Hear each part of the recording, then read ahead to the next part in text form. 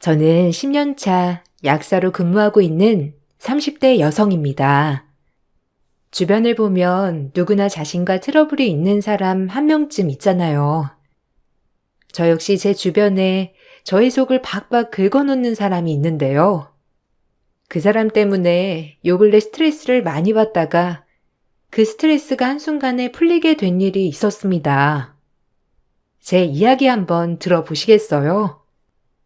저는 남편을 대학교 때 만났어요.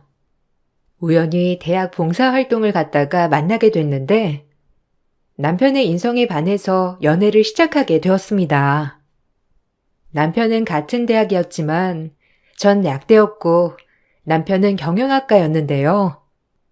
그때 당시 같이 잘 다니던 동기들은 제가 남편과 연애를 한다는 소식을 듣고선 다들 한마디씩 했어요. 그 중에서도 동기 한 명이 유독 무시하는 말을 자주 하곤 했습니다. 난 진주가 콧대 높은 줄 알았는데 뭐 딱히 그런 건 아닌가 봐. 선배들이 우리 동기들 중에서 진주가 제일 예쁘다고 많이 말했잖아. 그래서 얘가 콧대만 높아지면 어쩌나 걱정했거든. 근데 뭐 만나는 사람 보니까 딱히 그런 건 아닌 것 같네. 진주야, 근데 너 그런 사람 만나서 괜찮겠어? 아무리 그래도 좀 괜찮은 사람 만나야지. 뭐 집안이 좋대? 하고 다니는 거 보니까 좋은 집안은 아닐 것 같은데. 연애를 집안 보면서 해야 돼? 난 그런 소리는 처음 듣는데? 그리고 남자친구 나보다 훨씬 좋은 사람이야. 앞뒤 재고 따지고 그런 사람도 아니고. 오로지 날 보고서 좋아해주는 사람인데 그것보다 중요한 게 뭔데? 난 그게 제일 중요하다고 생각하는데? 그리고 아무리 돈 많으면 뭐하니? 너도 저번에 부잣집 직장인이라면서 엄청 좋아했다가 그 사람 너네 집안만 보고 접근한 거였다며 펑펑 울었잖아. 그래 놓고서는 나한텐 왜 그렇게 말해? 아니, 그건 솔직히 속상해서 한 말이고. 그때 그 사람도 괜찮았는데 더 괜찮은 사람 만날 수 있을 것 같아서 헤어지자고 했거든. 그냥 너희한텐 그렇게 말한 것뿐이야. 하여튼 너도 참. 우리 졸업하고 그러면 좋은 집안에서 줄을 설 텐데 벌써부터 별 볼 일 없는 남자 만나면 어떻게 하니? 나중에 너 이런저런 남자 만났다고 소문이라도 나면 어쩌려고. 그리고 너네 집도 빵빵한 거 아니잖아. 그럼 지금부터 관리는 해야 하지 않겠어? 어차피 끼리끼리 사귄다곤 하지만 그래도 약대 졸업하면 급은 맞추고 만나야지. 넌 사람을 급을 따지고 만나니? 뭘로 급을 나누는지는 모르겠는데 너처럼 급을 나눠야 한다면 나는 남자친구가 제일 높은 급이라고 생각해. 도대체 사람을 어떻게 보는 거야? 그리고 약대 왔다고 해서 뭐가 그렇게 잘났는데? 너 진짜 이상하다. 내 남자친구에 대해서 제대로 알지도 못하면서 왜 그런 식으로 말하냐? 내가 아는 사람들 중에서 제일 잘난 사람이야. 동기는 그 당시 남편에 대해서 무시를 했지만 전 그런 말들이 너무나 화가 났어요. 남편은 저를 정말로 사랑해줬고 아껴줬을 뿐만 아니라 미래를 위해서 열심히 노력하는 사람이었기 때문이었죠. 그렇지만 조용히 대학을 다녔던 저와는 다르게 그 동기는 과대표를 할 정도로 활발한 아이였고 다른 동기들도 그 아이 말을 동조하기 시작했습니다. 저 없는 자리에서는 동기들이 모두 모여서 뒷말을 하기도 했죠. 저는 단 한 명의 친한 동기만 친구로 생각을 했고 그렇게 대학을 다녔어요. 겉으로 봤을 때는 다들 절 걱정하는 듯 했지만 속으로는 비웃고 있었습니다. 그러다가 전 아이가 생겨서 결혼을 하게 됐어요. 그때 당시 친구를 제외한 나머지 동기들은 모두 절 한심하게 생각했죠. 저뿐만 아니라 남편 역시 학생이었기 때문에 철없는 일이라며 비난하기도 했고, 특히나 남편을 앞에서 대놓고 무시하기도 했어요. 양가 부모님께서 적극적으로 지원을 해주셔서 결혼식을 올리게 되었는데, 피로연 당시 동기들에게 인사를 갔을 때 모두들 무시하고 있다는 것을 느꼈습니다. 그러게, 남자 잘 만나라고 그렇게 당부를 했는데 어떻게 이러니? 얌전한 고양이가 부뚜막에 먼저 올라간다더니 딱 너보고 하는 말인가 보다. 임신했으면 이제 학교는 어떻게 다니려고? 너 지금 발목 잡힌 거야. 너야 약사하면 취업이나 그런 건 문제 없겠지만 솔직히 네 남편은 졸업하고 나서 또 취업하려고 아등바등 준비해야 할 텐데 그때까지는 어쩌려고? 결혼식장 보아하니 양가 부모님이 넉넉한 편도 아닌 것 같은데. 걱정해주는 건 고마운데 우리도 생각하고 결정한 거야. 계획도 했고. 아이가 생겨서 일찍 결혼하게 됐지만 나나 남편이나 억지로 하는 것도 아니고 괜찮아, 행복해. 어차피 나나 남자친구나 졸업 앞두고 있으니까 문제될 것도 없고 다만 내가 일하는 게 좀 미뤄질 뿐이지. 다시 일하기 전까지 양가 부모님께서 도와주신다고 했어. 너는 그 말을 믿니? 솔직히 네 시부모님이야. 약사 며느리가 들어온다고 하니 옳다구나 받아준 거일 수도 있잖아. 근데 네가 애 낳고서 일도 안 하고 집에만 있으면 좋아하겠어? 그래, 네가 뭐 행복하다고 하는 걸 내가 뭐라고 하겠어. 그게 좋다고 하니 넌 그 정도로 만족하는 애인 거지. 어쨌든 결혼하고서도 우리 동기 모임 하면 올 거지? 괜히 주눅 든다고 참석 안 하지 말고. 근데 어떻게 이런 결혼식장 골랐니? 나 어릴 적에 가봤던 곳이랑 똑같네. 어쩜 이렇게 촌스럽고 좁고. 얘, 아무리 그래도, 아무리 급해도 이건 좀 그렇지 않아? 야, 넌 무슨 결혼식까지 와서 그런 말을 하냐? 진주야, 신경 쓰지 마. 얘, 너 결혼한다는 소식 듣고선 엄청 부러워했어. 너 괜히 부러워서 그러지? 진주야, 여기 온 애들 다 음식도 맛있다고 다 칭찬이야. 얘 말 듣지 마. 넌 진주 일이라면 괜히 그러더라? 뭐 또 진주 속 뒤집어 놓으려고? 너 얘가 착해서 참는 거지. 그만 나대고 어이없는 말도 그만해. 결혼식장에서도 제 속을 뒤집어 놓는 동기를 보면서 다시는 보고 싶지 않다는 생각을 하게 되었어요. 그렇게 결혼을 하고 얼마 있다 졸업을 하게 되었고, 전 졸업 이후 동기들과 연락을 모두 끊었습니다. 듣기로는 동기들끼리 모임을 만들었다고 하더라고요. 전 동기 중 친한 친구 한 명만 제외하고는 연락을 다 하지 않았어요. 몇 년이 더 지난 후 갑자기 모르는 번호로 전화가 왔습니다. 받아보니 바로 그 동기더라고요. 동기들 중에서 제가 제일 싫어하던 애가 제 번호를 어떻게 알았는지 전화를 해왔어요. 다짜고짜 그동안 왜 연락을 하지 않았냐며 묻는 말에 전 황당했죠. 통화를 하면서 역시나 얘는 달라지지 않았구나. 다시 한번 느끼게 되었습니다. 야, 너 왜 우리 연락 다 피해? 너 우리 동기들 다 같이 모임하고 있는 거 알고 있어? 졸업하자마자 동기들 모임 만들었는데 너는 한 번도 참석도 안 하고 애들 전화도 안 받고 뭐 하면서 살고 있어? 우리 이번에 모임 또 할 거거든? 주기적으로 하고 있으니까 이번부터 참석해. 그래도 같이 학교 나온 동기인데 결혼했다고 이렇게 사회생활도 안 하는 게 어디 있어? 아, 그런 거 아니야. 바쁘다 보니까 연락하기 힘들었네. 잘 지냈어? 근데 나 모임은 참석하기 어려울 것 같아.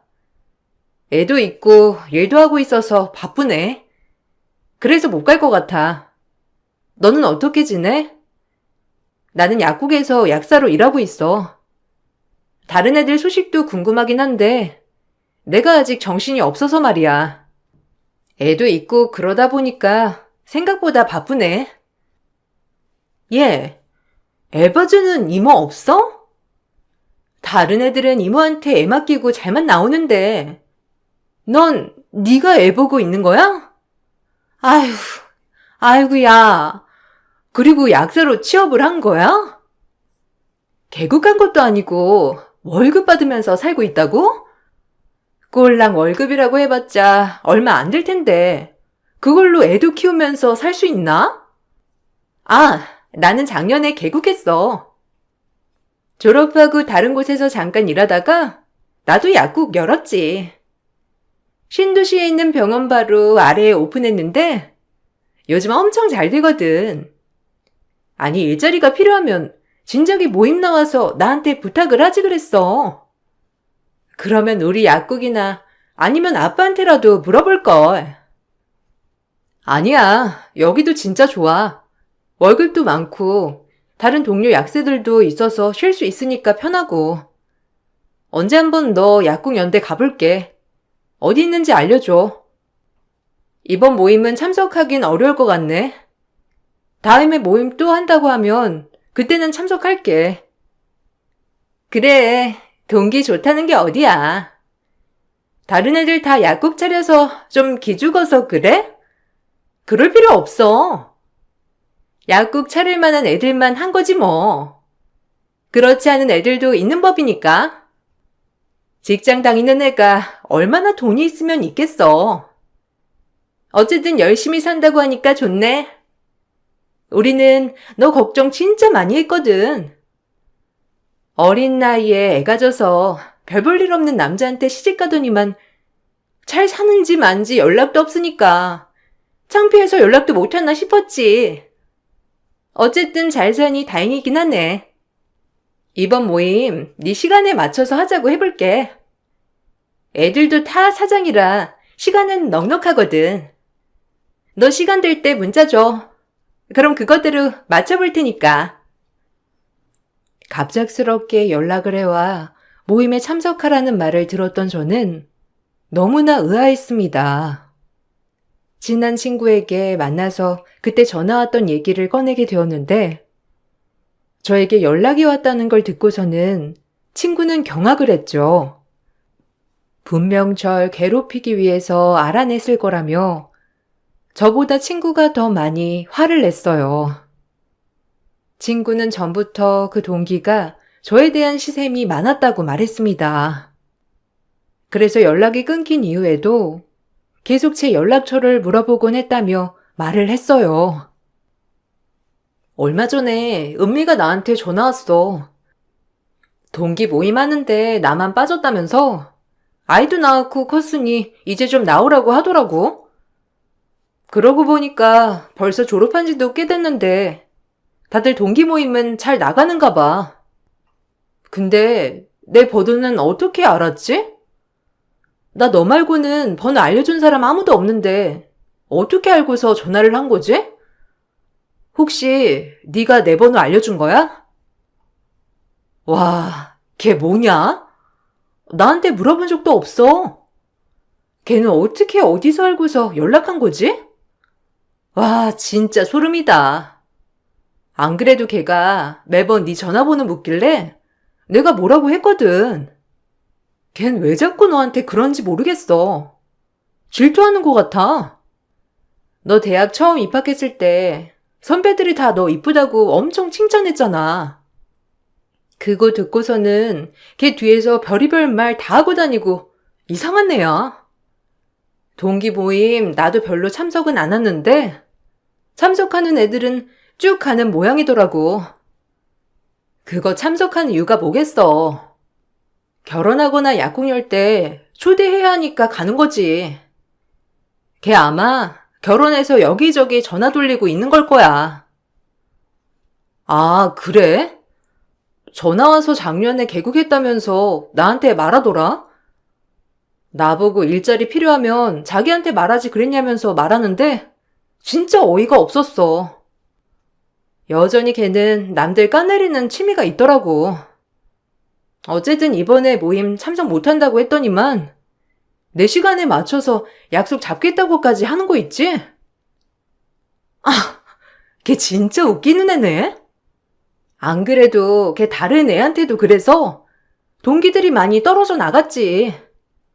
걔가 입만 열면 남가 내리느라 바쁘잖아. 솔직히 처음에야 뭐 활발하고 그러니까 괜찮은 아인가 싶지. 알고 보면 진짜 별로인데. 차라리 너 이번 동기 모임에 가서 확 엎어버려. 걔는 너에 대해서 하나도 모르고 있으면서 나불거리잖아. 나 그 꼴 보면서 진짜 내가 더 말해주고 싶었는데 참았거든? 이번 기회에 다 밝혀. 학교 다닐 때부터 너 엄청 부러워했는데 아마 다 알고 나면 부러워서 미칠걸? 친구는 지금 상황을 이참에 다 말해서 행복하게 잘 살고 있다는 걸 보여주면 그 동기가 부러워서 다음에는 그런 말 하지 않을 거라고 했어요. 처음에는 전 굳이 그렇게까지 해야 할까 생각을 했었죠. 아무런 대꾸를 하지 않으니 그 동기는 더욱 저를 무시하기 시작했습니다. 친구는 옆에서 저보다 더 화를 내주기도 했지만 동기는 멈추지 않았어요. 어느 날 그 동기는 결혼을 한다면서 연락을 해왔습니다. 청첩장을 나눠주려고 다 같이 모이게 되었는데 그 자리에서도 동기는 자기 자랑만 하더라고요. 여기 청첩장. 보고 다들 놀라지 마. 이번에 어렵게 고급 호텔 예식 잡았어. 여기 예약하기 엄청 힘든 거 다들 알고 있지? 우리 신랑 쪽에 연줄이 좀 있어가지고 어떻게 겨우겨우 잡았다니까. 그러니까 이번 결혼식 꼭 와야 돼. 우리도 신경 진짜 많이 썼거든. 특히 우리 진주, 너는 꼭 와. 너 결혼식 할 때 나 진짜 마음 아팠거든. 애 생겨가지고 급하게 결혼했다곤 하지만 좀 그랬잖아. 이번에 와서 대리만족하면 좋겠어. 야, 뭐가 그랬다는 거야? 진주도 괜찮은 곳에서 잘만 결혼했구먼. 넌 뭔 소리를 하냐? 그건 그렇고 그렇게 잘나신 네가 신혼여행은 어디로 갈지 난 그게 궁금한데? 이렇게 고급 호텔 결혼식 할 정도면 뭐 해외 섬이라도 하나 빌려서 한 1년 있다 오는 거 정도는 하겠네? 네가 지금껏 말한 게 있는데 그 정도는 해야지. 아니 그래라. 너 1년 정도 사라져 있다가 오면 아마 여러 명 속도 참 편할 것 같은데. 얘는 무슨 농담을 그렇게 해. 내가 1년 없어지면 우리 약국은 어떻게 돌아가라고. 안 그래도 건물에서 우리 약국이 제일 잘 나가는데. 우리 휴가 간다고 문 닫으면 상권 아마 다 죽을걸? 신혼여행은 이번에 못 가고 다음에 가기로 했어. 나도 바쁜데 남편 사업도 바빠가지고 말이야. 시간이 안 맞아서 이번에는 못 가고 나중에 직원 채용하고 그러면 그때 여유롭게 갔다 오려고. 야, 너 진짜 웃긴다. 너네 약국 1년 문 닫아도 아마 아무 문제도 없을걸? 어차피 바로 옆 건물에 약국도 있는데 무슨 너네 약국 문 닫으면 상권이 죽어. 야, 진주는 결혼 똑소리 나게 했지. 신혼여행도 한 달 동안 갔다 왔잖아. 솔직히 결혼하고 그 정도 길게 신혼여행 다녀온 애들이 우리 중에 누가 있다고 그래? 야, 은미 너 돈 많으니까 진주보다 훨씬 더 길게 갈 수 있지 않냐? 뭐 한 달이 뭐야? 1년은 갈 수 있지. 와, 기대된다. 뭐 불가능한 건 아니지만 그래도 우리 성인이잖아. 우리 할 일은 해야지. 그래도 사람이 책임감이라는 게 있잖아. 아, 결혼하면 결혼한 애들끼리 부부 동반 모임이나 할까? 그러면 재밌을 것 같아. 근데 진주는 좀 갑자기 그런가? 아무래도 우리 신랑들은 다들 잘 나가는 사업가나 대기업 다니는데 진주는 좀 그렇지? 에이, 내가 또 쓸데없는 얘기를 했네. 그래, 그렇게 해. 나는 상관없어. 그런데 너는 괜찮겠어? 나야 뭐 결혼식도 했고 지금까지 행복하게 잘 살고 있어가지고 남들한테 부끄럽거나 기죽는 거 하나도 없는데. 근데 너는 이제 결혼하는데도 그런 게 있나 봐? 내가 전부터 물어보고 싶었던 건데. 아니다. 결혼한다는 애한테 내가 뭐라고 하겠어. 그치? 은미는 근데 되게 온실 속의 화초네. 세상사 잘 몰라서 해맞고 너무 좋다. 네 신랑도 너 이런 모습에 반한 거 아니야? 은미야, 근데 결혼하는데 이제는 세상을 좀 알아야 하지 않겠니? 너 그렇게 남들 무시하다가 큰 코 다친다. 동기는 끝까지 저를 무시하려고 했지만 같이 갔던 친구가 제 편이 돼주어서 별다른 일 없이 마무리되었습니다. 결혼식을 하던 날 호화로운 식장에서 결혼식이 진행이 되었어요. 정말 제대로 준비했구나 생각이 들 정도로 고급스러운 예식장이었는데 결혼식은 호텔에서 진행을 했지만 식사는 다른 곳에서 이동해 먹게 되었습니다. 식이 끝나자마자 동기의 다른 친구들이 저희들을 모아서 다른 식당으로 데리고 가더라고요. 그때까지만 하더라도 그냥 상황이 그렇구나 생각이 들었었는데 나중에 듣던 얘기와 동기가 한 얘기가 너무 다르더라고요.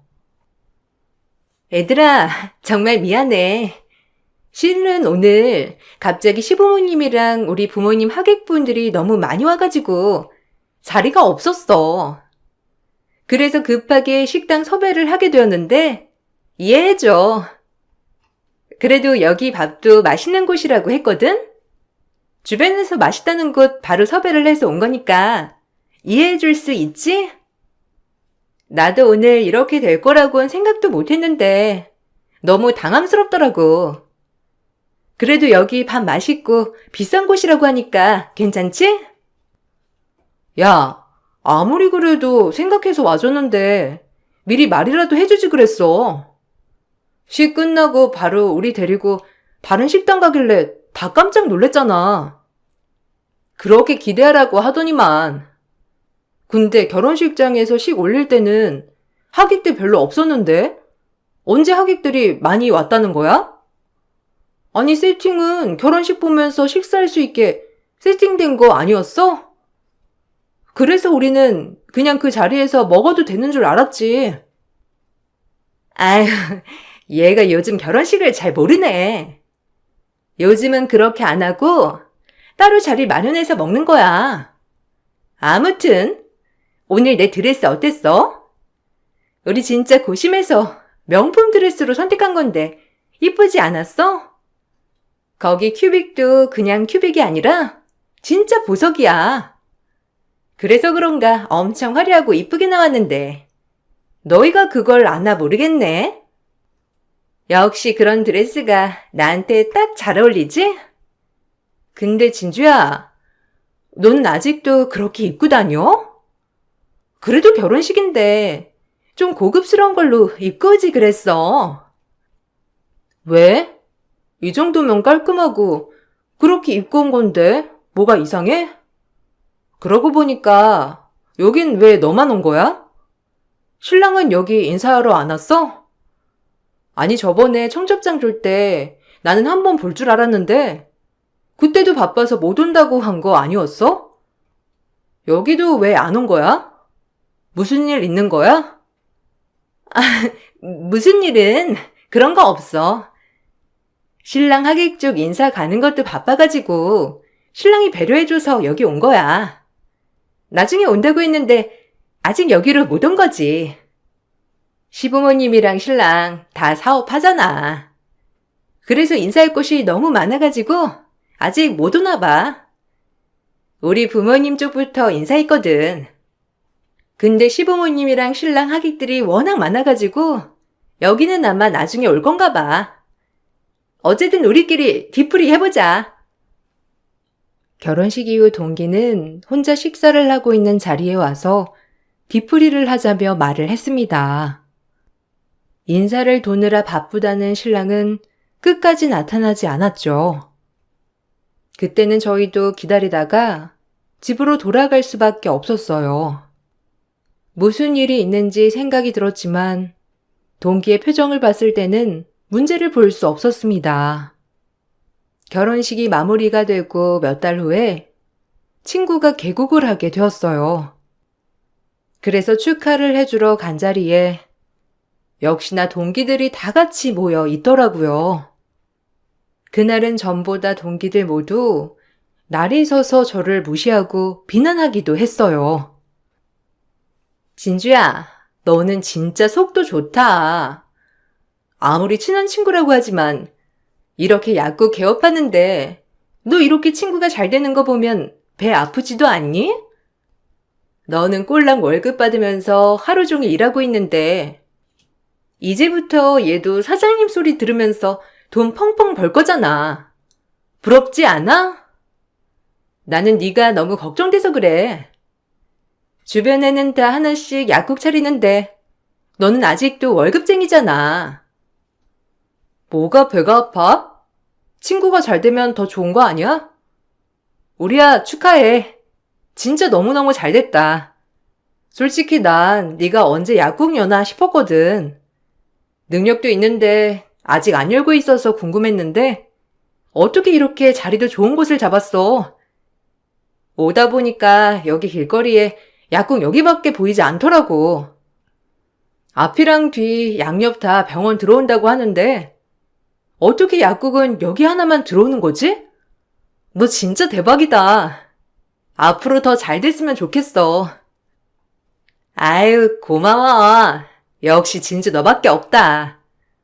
여기 온 애들 다 이제야 상가 들어선다면서 헛소리만 하던데. 진주 너만 이렇게 응원해주는구나? 그렇게 꿈꿨던 일을 이뤘는데도 나는 걱정이 퇴선이야. 열심히 하다 보면 잘 되겠지. 어쨌든 여기 와줘서 다들 너무너무 고마워. 잘 되면 내가 정말 한턱 크게 쏠게. 그리고 은미, 너는 좀 심보를 곱게 가져보는 거 어때? 친구가 잘 되면 좋은 거지. 무슨 배 아프고 말고가 하는 거야? 아, 너네 남편들이 다 데리러 온다고 했지? 이참에 다들 인사도 하고 뒤풀이도 같이 가자. 아니, 나는 걱정돼서 그러지. 동기들 중에 진주처럼 상황 안 좋은 애가 어디 있다고 그래. 내가 과 대표도 했었고 걱정이 되니까 그런 거지 뭐. 근데 진주 너도 좀 걱정 안 되니? 다들 약국 열고 있는데 네 이름으로 약국 하나도 없잖아. 아직까지 3억도 안 버는 거야? 네 신랑한테라도 열어달라고 하면 안 되는 거야? 아니면 너나 신랑이나 거지? 아휴, 마침 우리 남편도 데리러 온다고 하는데 너희 남편이랑 인사 좀 시켜야 되겠다. 약사 와이프 모시고 있으면 어떻게 해야 하는지 알려달라고 해야지. 동기는 그 와중에도 저를 무시했습니다. 그때 저 멀리서 고급 외제차가 약국 앞으로 다가오고 있었죠. 외제차가 멈추고 내린 사람은 남편이었어요. 환하게 웃으며 다가와 제 손을 잡고선 동기들에게 인사를 한 남편의 모습은 마치 구세주처럼 보였습니다. 동기들은 모두 깜짝 놀랐죠. 다들 제가 결혼할 당시 남편의 모습을 알고 있었기에 지금의 모습은 전혀 상상하지 못한 듯 싶었어요. 남편은 대학을 졸업하고 회사를 다니다가 창업을 했습니다. 창업을 한 이후에 정말 노력을 많이 해서 지금은 순수히 몇 억씩 하는 회사를 운영하고 있죠. 회사가 잘 되면 남편 또한 저에게 약국을 열어주겠다고 했지만 사실 전 지금의 생활이 만족스러웠어요. 같이 일하고 있는 사람들도 너무 좋았고, 무엇보다 아이와의 시간을 길게 가질 수 있어서 좋았거든요. 그래서 다음으로 미뤄둔 상황이었는데, 이런 상황을 알고 있었던 건 동기들 중에서 가장 친한 제 친구밖에 없었습니다. 놀라서 쳐다보는 동기들 사이로 남편이 다가왔습니다. 그 뒤로 바로 그 동기의 남편이 왔는데, 그 후에 더욱 놀라운 일이 벌어졌죠. 사장님? 여기는 웬일이세요? 혹시 여기 약국 오신 거예요? 잘됐다. 여기 제 와이프 친구가 오픈한 곳이거든요. 필요한 거 있으시면 편하게 말씀해 주세요. 제 와이프도 약사거든요. 여기 제 와이프입니다. 뭐해? 사장님께 인사드려. 내가 전에 말했지? 이번에 계약 꼭 해야 하는 거래처 사장님. 바로 이분이시오. 인사드려. 와이프 동기가 그쪽 와이프셨구나. 이런 인연이 있다니 새삼 놀랍네요. 저 알죠? 결혼식 할 때도 오셨고 아마 대학 다닐 때도 저 몇 번 보신 적 있으실 텐데 그때는 저 별 볼 일 없다고 말씀까지 하셨잖아요. 그렇지만 저 이렇게 사업 잘하고 있습니다. 진주 통해서 소식은 들었어요. 얼마 전에 결혼하셨다고. 그때 바빠서 사장님 결혼식에 참석을 못했는데 갔으면 정말 놀랬겠네요. 아니, 이게 어떻게 된 일이야? 어떻게 네 남편이... 여보, 이분이 저번에 당신이 말한 그 거래처 사장님이시라고? 저 진주 친구예요. 그때 결혼식 때도 보셨죠? 제가 진주를 정말 아껴서요. 그때 한 말은 진주를 너무너무 아껴서 한 말이니까 너무 신경 쓰지 마세요. 이렇게 잘 살고 있는 모습을 보니 제가 마음이 다 놓이네요. 진주야, 미리 말해주지 그랬어. 당신 아시는 분이셔? 와, 잘됐다. 안 그래도 사장님 만나기 정말 어려웠는데 이렇게 만날 수 있으니 얼마나 다행인지 모릅니다. 시간 되시면 잠깐 저희랑 한잔 하실까요? 안 그래도 사장님께 말씀드릴 부분도 있고요. 어차피 제 와이프랑 사모님이 잘 아시는 분들이시니 시간 내서 한잔 하시는 것도 좋을 것 같은데 어떠세요? 죄송하지만 제가 지금 시간이 안 돼서요. 여보, 나 지금 가야 할 것 같은데 거래처 분이랑 같이 술 한잔 마시고 올래? 나는 집에 가고 싶어서. 친구한테도 인사 다 했고 지금 여기 정신이 없어가지고 다음에 따로 인사해야 할 것 같아. 거래처 분이랑 같이 한잔 하고 오려면 나 그냥 택시 타고 집에 갈게. 그렇게 할래? 남편은 저의 말에 같이 가겠다면서 술자리는 다음에 하자고 말을 했죠. 그때 동기의 표정은 정말 볼만했어요. 사실 동기 남편은 저희 남편 사업체와 거래를 체결해야 하는 중요한 상황이었습니다. 아마 동기도 그 사실을 알고 있었기 때문에 더욱 당황스러워했던 것 같아요. 집에 돌아온 후 전 남편에게 동기와의 상황을 말했습니다. 남편 또한 그동안의 얘기를 듣고선 너무 속상해했어요. 나중에 친구를 통해서 그동안 그 동기가 저를 어떻게 대했는지 자세히 알고 나서는 남편은 더 화가 났던 것 같더라고요. 결국 남편은 동기 남편과의 거래를 체결하지 않았습니다. 애초에 거래를 고민하고 있었던 상황이긴 했지만 제가 겪었던 일을 듣고서는 확실히 결정을 하게 된 것이었죠. 이 사실을 듣고 나서 동기는 진심인지 거짓인지 모를 사과를 저에게 했어요.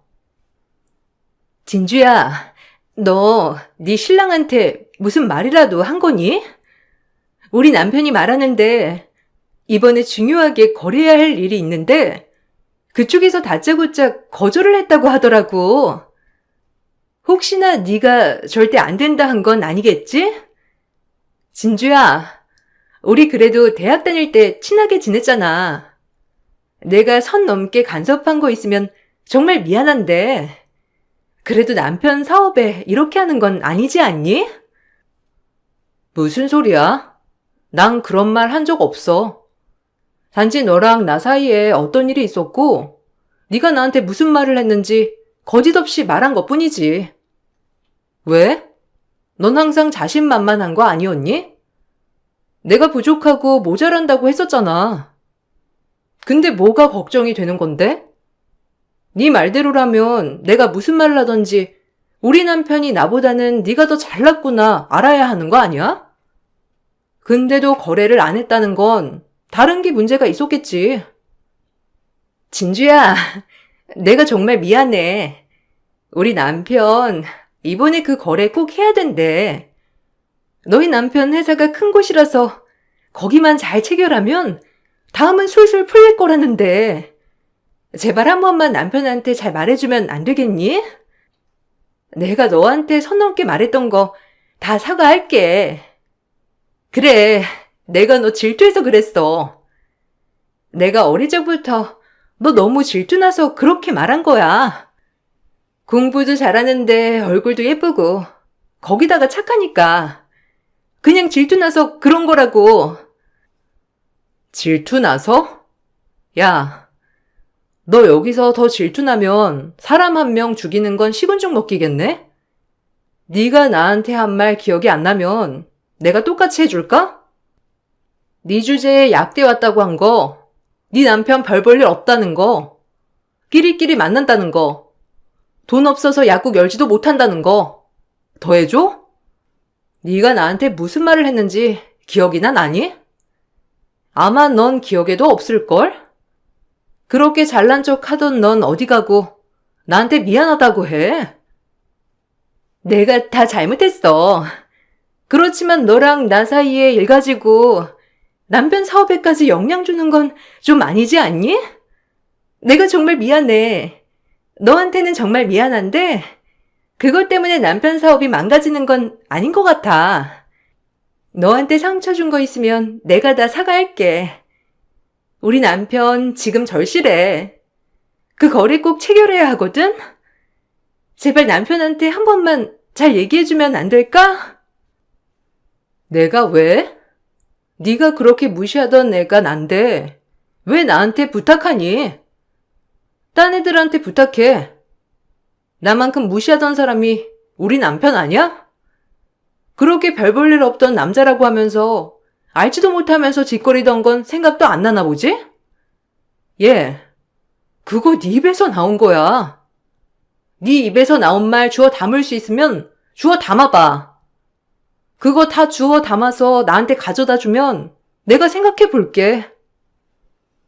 동기는 자신의 남편의 사업이 위기에 처하자 그제야 저에게 사과를 했죠. 그렇지만 그동안 제가 받았던 상처는 그것보다 더 큰 것이었습니다. 결국 남편은 동기의 남편과의 계약을 체결하지 않았고 그 후에 동기 남편의 사업은 파업을 했다고 하더라고요. 친구의 말로는 이미 그전부터 동기 남편의 사업은 위기를 맞고 있었고 동기의 이기심 때문에 결혼식장도 무리해서 호텔 예식으로 잡았던 것이었어요. 거기다가 자금이 없으니 신혼여행도 갈 수 없었고 결혼식 이후에 신혼집마저도 다 정리를 했다고 하더라고요. 동기는 결혼을 한 이후 남편과의 불화로 1년도 채 되지 않아 이혼을 했습니다. 듣기로는 저 말고도 다른 동기들도 종종 무시를 당해와서 지금은 아무도 그 동기와 만나주지 않는다고 하더라고요. 거기다가 동기의 약국 역시 주변에 경쟁 약국이 계속 생겨나면서 결국 문을 닫게 되었고 다른 약국 직원으로 취업을 해 일을 하고 있다고 들었어요. 정 그 사이에 남편의 권유로 약국을 열게 되었습니다. 그렇게 무시하던 동기들의 말과는 다르게 전 하나씩 차근차근 이뤄내고 있어요. 얼마 전까지만 하더라도 전 왜 그 동기에게 그토록 시샘과 미움을 받았을까 싶었는데 친구가 그 답을 해주더라고요. 전 대학 입학을 할 때부터 저에 대한 자신감이 가득 찬 아이였다면 동기는 주변 환경으로 인해서 자신감이 있었던 아이였기 때문에 아마 절 부러워했다며 말을 해주었습니다. 그 말을 듣고 보니 그래서 절 계속해서 경계하고 시샘했던 것 같다는 생각이 들었어요. 지금은 제 약국을 잘 운영하면서 행복하게 잘 지내고 있습니다. 남편도 시댁 친정 식구들도 모두 든든하게 절 응원해주니 더 행복하게 지내고 있어요. 긴 사연을 함께 들어주시고 공감해주셔서 감사합니다. 여러분들도 어떤 일이든 항상 지원해주고 지켜봐주는 사람들과 함께 행복하시길 바랄게요. 안녕하세요. 많은 분들의 사연을 듣다가 제 이야기도 한번 들려드리고 싶어 이렇게 사연을 쓰게 되었습니다. 저에게는 눈에 넣어도 아프지 않을 만큼 너무나도 소중한 아들이 있어요. 결혼 생활을 하면서도 힘든 나날들이 많았지만 그 모든 것들을 견딜 수 있었던 이유가 바로 제 아들이랍니다. 남편은 무뚝뚝하고 가부장적인 사람이었어요. 연애를 할 당시에는 진중한 사람인 줄 알았는데 막상 결혼을 해보니 그게 아니었죠. 남편에게는 나이 차이가 많이 나는 형이 있었습니다. 아주버님과 남편은 무려 20살 차이가 났는데요. 제가 결혼을 할 당시 시부모님의 연세가 친정 부모님 연세보다 거의 20세 정도 차이가 날 정도였었죠. 시부모님의 귀한 늦둥이가 바로 남편이었습니다. 온 가족이 남편을 아이 보듯이 보는 걸 보고서는 시집살이가 장난 아니겠다는 생각은 했는데 생각보다 시부모님은 저를 좋아하셨어요. 그렇지만 결혼을 하고 난 후 1년 차의 시아버님이 그 다음 해에는 시어머님이 돌아가시면서 시부모님과 함께한 시간은 그다지 길지 않았습니다. 주변에서는 시부모님이 모두 돌아가셨으니 시집살이 없이 편했을 거라고 말했지만 시어머니 같은 사람이 있었는데 바로 아주버님의 저 형님이었어요. 아주버님과 형님은 마치 시부모님처럼 저희에게 행동을 하셨습니다. 매 주말마다 같이 만나 밥을 먹는 것을 강요하기도 했는데요. 아이가 어릴 때에는 아이 키우는 것으로 이런저런 말도 많이 들었어요. 동서, 유준이 좀 살이 많이 빠진 것 같지 않아? 요즘 밥을 잘 안 먹이나 봐. 밥을 잘 먹어야 나중에 키도 쑥쑥 크고 그럴 텐데. 지금부터 저렇게 말라버리면 어떡해? 아빠 닮으면 골격도 크고 그랬을 텐데. 동서 닮아서 그런지 애가 너무 삐쩍 말라서 보기 싫네. 밥도 많이 좀 먹이고 살도 좀 찌워야 될 것 같다. 또래 아이들보다 훨씬 말랐다고 말 안 해? 아니요, 형님. 유준이 마르게 보이는데 생각보다 튼튼해요. 몸무게도 그냥 평균이고 키는 평균보다 살짝 큰 편이기도 하고요. 검진할 때도 별말 안 들었었고 잘 자라고 있다고 하더라고요. 밥도 잘 먹는데 아마 워낙 활동량이 많아가지고 그럴 수 있어요. 그래도 저는 유준 아빠 안 닮아서 다행이라 생각하는데요. 유준 아빠도 어릴 적부터 살이 너무 쪄가지고 싫었다고 하더라고요. 지금도 조금만 먹어도 살이 금방 붙으니까 그것 때문에 스트레스 받는다고 유준이는 제 체질 닮아서 좋다고 말하는데요, 뭐. 에이, 그래도 아빠 닮은 게 좋지. 여자들이야 살 안 찌는 게 좋다곤 하지만 남자는 너무 마르면 그것도 영 보기 싫다. 동서가 좀 신경을 써야 할 것 같은데. 그리고 이제 공부도 슬슬 시켜야지 않겠어? 한글 공부도 해야지. 좀 있으면 학교도 가야 하는데 한글은 떼고 가야지 않겠어? 이렇게 손 놓고 있으면 안 되는 거 아니야? 동서가 좀 신경 써. 아무리 그래도 애 학교 가서 떨어지면 안 되지 않아? 형님, 벌써요? 아직 학교 가려면 2년이나 더 남았는데. 벌써 한글 공부를 해야 할 필요가 있을까요? 유치원에서도 한글은 흥미 생기면 시작을 해도 괜찮다고 해서 저희는 좀 지켜보려고요. 아직은 유준이가 한글에는 크게 흥미도 없고 서서히 시작을 해도 괜찮을 것 같아요. 저나 유준이 아빠나 그런 건 너무 조급해하지 않기로 했어요. 너무 어릴 적부터 공부시키면 아이도 스트레스가 크다고 하니 저희는 건강하게 잘 뛰어노는 걸 중요하게 생각하기로 했어요. 동서, 그렇게 하면 유준이는 친구들 쫓아가지 못하고 따돌림 당해. 동서는 그런 것도 생각 안 해봤어? 유준이 위해서는 지금부터 열심히 동서가 서포트해줘야지. 그러지 말고 유준이 더 커서 늦기 전에 동서 일도 좀 쉬고 유준이 공부 좀 시켜. 내가 자식 키우다 보니까 그때를 놓친 게 너무 후회가 되더라고.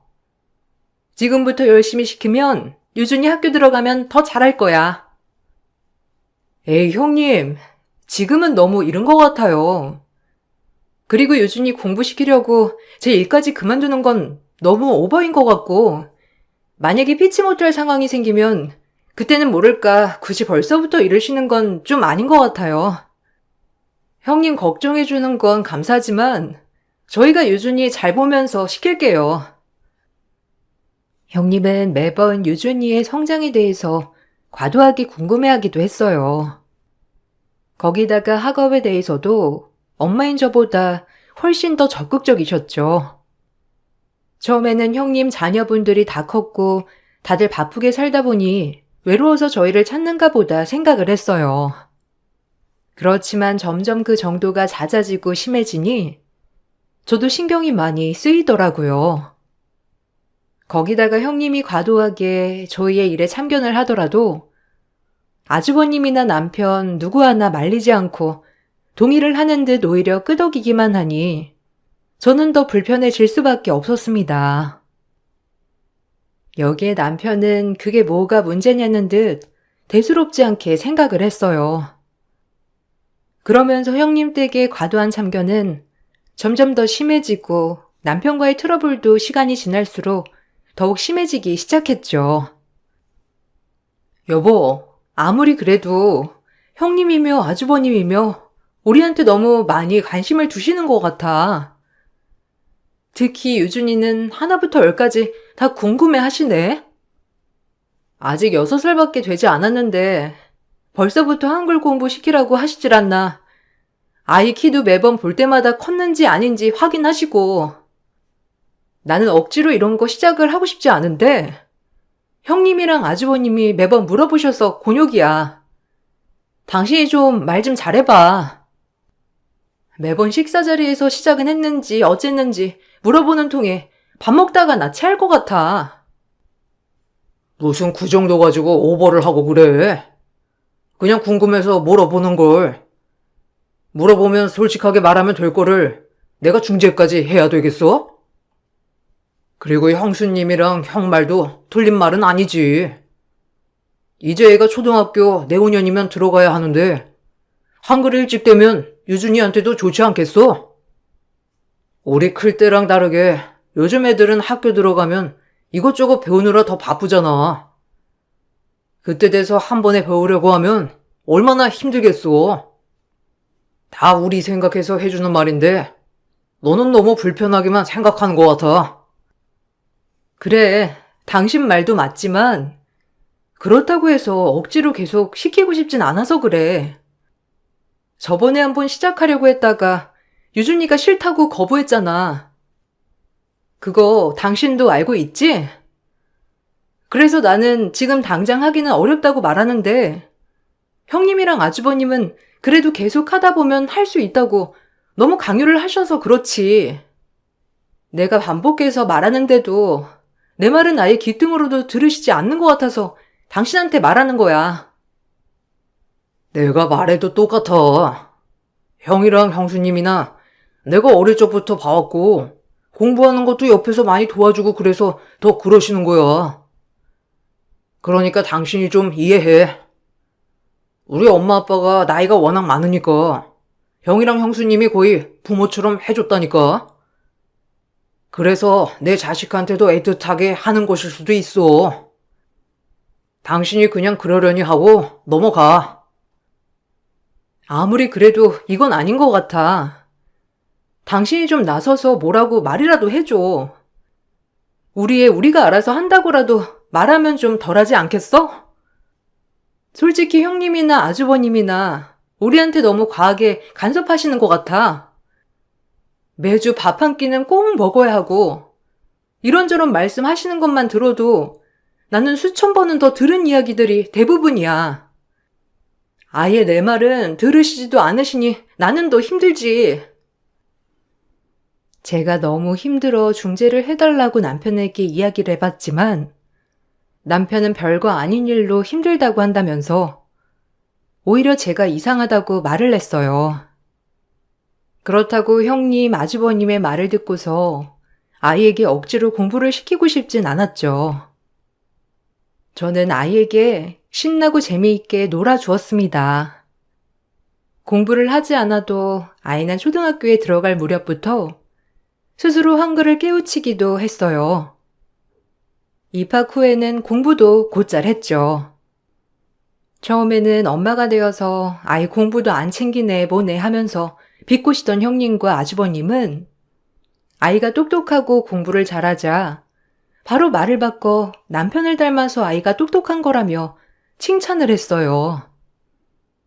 그렇지만 저는 남편이 어릴 적 한글을 늦게 떼었고 그 옛날에도 글을 못 읽어서 학교에나마 나머지 공부를 해야 했으며 학창 시절 내내 공부를 너무 못해서 시부모님의 걱정이 이만저만이 아니었다는 사실을 알고 있었어요. 그런 사실들은 모두 무시하고 아들이 공부 잘하고 똑똑한 건 남편을 닮았다고 하니 너무나도 황당했습니다. 우리 유준이 이번에 학교 가서 받아쓰기 100점 맞았다며? 거봐, 그거 다 유준이 아빠 머리 닮아가지고 그런 거라니까. 유준 아빠가 어릴 적부터 똑똑했잖아. 공부만 열심히 했어도 수질 소리 들었을 텐데 그 시골에 공부하는 친구가 어디 있어? 다 친구 잘못 만나가지고 공부를 안 한 것뿐이지. 원래 유준 아빠가 공부를 정말 잘했지. 유준이도 아빠 닮아가지고 공부를 잘하는가 보다. 그 피가 어디 가겠어? 맞아. 애가 머리가 똑똑한데 공부에 별 흥미가 없어가지고 안 한 거야. 유준이도 아빠 닮아가지고 잘하는가 보다. 재수씨가 신경 써서 공부 좀 시켜봐요. 아빠 닮았으니까 조금만 끌어줘도 금방 잘할 것 같은데. 진작에 공부시켰으면 유준이는 벌써 수제 소리 들었을 거야. 유준이가 아빠 좋은 점만 잘 닮아서 다행이구나. 형, 자꾸 그렇게 말하지 마. 와이프 나 어릴 적부터 공부 못한 거 다 알고 있어. 매일 남아서 나머지 공부를 했던 것도 알고, 중고등학교 때도 꼴찌만 계속 했던 것도 다 알고 있어. 솔직히 말하면 유준이 똑똑한 거 나는 사실 와이프 머리 닮아서 그런다고 생각하는데 난 내 머리 닮은 건 아닌 것 같다고 생각해. 유준이가 유준 엄마 좋은 점 많이 닮았지 뭐. 아이, 재수씨한테는 미안하지만 솔직히 내가 너 어릴 적부터 다 봤지 않니? 너는 공부를 안 해서 그렇지. 그렇게 했으면 1등만 했을 거다. 머리가 똑똑해가지고 뭐든 금방 따라잡았을 건데 네가 친구들이랑 노는 게 재밌어가지고 공부를 안 해서 그런 거지. 원래는 머리는 똑똑했지. 그건 네 형수도 다 알 거야. 초등학교 때에도 노느라고 공부를 안 해서 그런 거지. 한 번 했으면 잘했을 거라고 다들 말해. 그래, 유준이는 분명 아빠 닮은 거야. 어릴 적에 엄청 똑똑했는데 친구 잘못 사귀어서 그런 거지. 원래가 머리는 좋았잖아. 유준이도 그래서 아빠 닮은 거고. 동서는 솔직히 머리가 좋은 편이라고 말하긴 어렵잖아? 내가 다 아는데 뭐. 아들이 잘하는 건 무조건 남편을 닮았다고 했지만 아들에게 부족하다 싶은 부분들이 있으면 무조건 저를 닮아 그렇다고 말을 하기도 했어요. 그럴 때마다 황당하고 어이없다 생각이 들었지만 형님 내외부터 남편까지 모두 그런 분위기로 몰아가니 저로서는 어떻게 해야 할지 난감하더라고요. 아유, 우리 유준이는 어찌 된 게 볼 때마다 살이 조금씩 빠지는 것 같니? 동서는 요새 유준이 잘 안 챙기는 거 아니야? 유준이 한창 클 텐데 먹을 거 잘 안 챙기면 키도 잘 안 크고 나중에 큰일 나. 동서가 많이 안 먹는다고 해서 애한테도 조금만 먹으라고 하는 건 아니지? 그러지 않고서야 저렇게 매번 올 때마다 말라가지고 올 수 있어? 좀 먹을 거 많이 챙겨서 먹여. 형님, 보셔서 아시겠지만 유진이 밥 먹는 양 적지 않아요. 그런데 먹는 만큼 많이 움직여서 그렇죠. 예전에는 유준이 먹는 양 생각보다 많다고 하지 않으셨어요? 지금은 그때보다 더 많이 먹어요. 잘 먹는데 그만큼 활동도 많이 하고 그래서 살이 잘 안 찌는 것 같아요. 그래도 저번보다 키는 훨씬 크고 몸무게도 늘었어요. 마른 편 아니라고 하니까 여기서 굳이 더 먹여서 살찌울 필요는 없을 것 같아요. 아니 근데 동서, 그거는 동서 생각이고 유준이는 동서 체질 닮아가지고 키도 잘 안 크는 것 같아. 살도 잘 안 붙는 것 같고 키 좀 크려면 아빠 체질을 닮았어야 하는 건데 왜 닮지 않았으면 좋겠는 걸 닮아가지고선. 어쨌든 지금이라도 쭉쭉 먹이면 살도 잘 찌고 키도 잘 클 거야. 동서가 잘 안 챙겨줘가지고 그렇지. 마른 애들도 잘 먹으면 살찐다고 하더라. 그러니까 동서가 좀 신경을 써. 형님, 저도 잘 챙겨주고 있어요. 학교 다녀오면 바로 간식도 먹고 저녁도 잘 챙겨주고 있고요. 그러니까 너무 걱정하지 마세요. 유준이도 몸무게도 너무 적게 나가고 키도 작았으면 저도 걱정을 많이 했겠는데 그런 게 아니라고 하니까 저는 걱정 안 하려고요. 지금까지 크는 대로 크기만 하면 되는 거라고 하니까 저는 열심히 잘 키워보려고요. 에이, 그래도 살은 좀 쪄야지. 유준이는 딱 엄마한테서 닮지 않았으면 좋겠다는 걸 닮았나 봐. 똑똑하고 그런 건 아빠 잘만 닮아놓고선 어떻게 동서 닮지 말라는 체질만 딱 동서를 닮았어? 간식도 많이 먹이고 밥도 많이 좀 먹여. 입 짧은 건 그거 다 엄마가 만드는 거야. 편식도 안 하는데 애가 살이 너무 안 찌니 걱정이네. 아빠 닮았으면 키도 쑥쑥 크고 살도 잘 쪘을 건데 너무 빼빼 마른 거 아닌가 모르겠다. 너무 빼빼 마르지도 않았고 운동도 잘하고 잘 지내고 있어요. 형님이 생각하시는 것보다 유진이 빼빼 마른 것도 아니고 정상 체중이에요. 키도 이 정도면 작은 편도 아니고 큰 키고요. 그러니까 너무 걱정하지 마세요. 형님은 우리 남편 어릴 적부터 봐서 그런가 유진이를 손주처럼 특별하게 생각하시는 것 같아요. 정말 말 그대로 친손주처럼 생각하는 형님의 태도에 저는 점점 불편함이 커져갔어요. 그렇지만 이 불편한 상황 속에서 누군가가 나서 중재를 해주는 사람이 없었고 형님과 아주버님의 간섭이 당연한 듯하게 남편은 생각을 했죠. 저 혼자서 답답함을 느끼고 있었습니다. 시간이 좀 더 흘러 아이가 어느 정도 크고 나서는 점점 더 우리 가족에 대한 간섭이 심해졌어요. 심지어 휴가일까지 모두 맞추기를 원하셨고 쉬는 날에도 매번 보기를 원했어요. 남편은 가족이니까 당연하다고 생각을 했지만 제 입장에서는 오로지 우리 가족끼리만 보내고 싶다는 생각을 많이 하게 되었습니다. 그런 것 때문에 남편과의 다툼도 많아졌어요. 여보, 이번에 휴가 가는 거 혹시 형님, 아주버님이랑 같이 가기로 했어?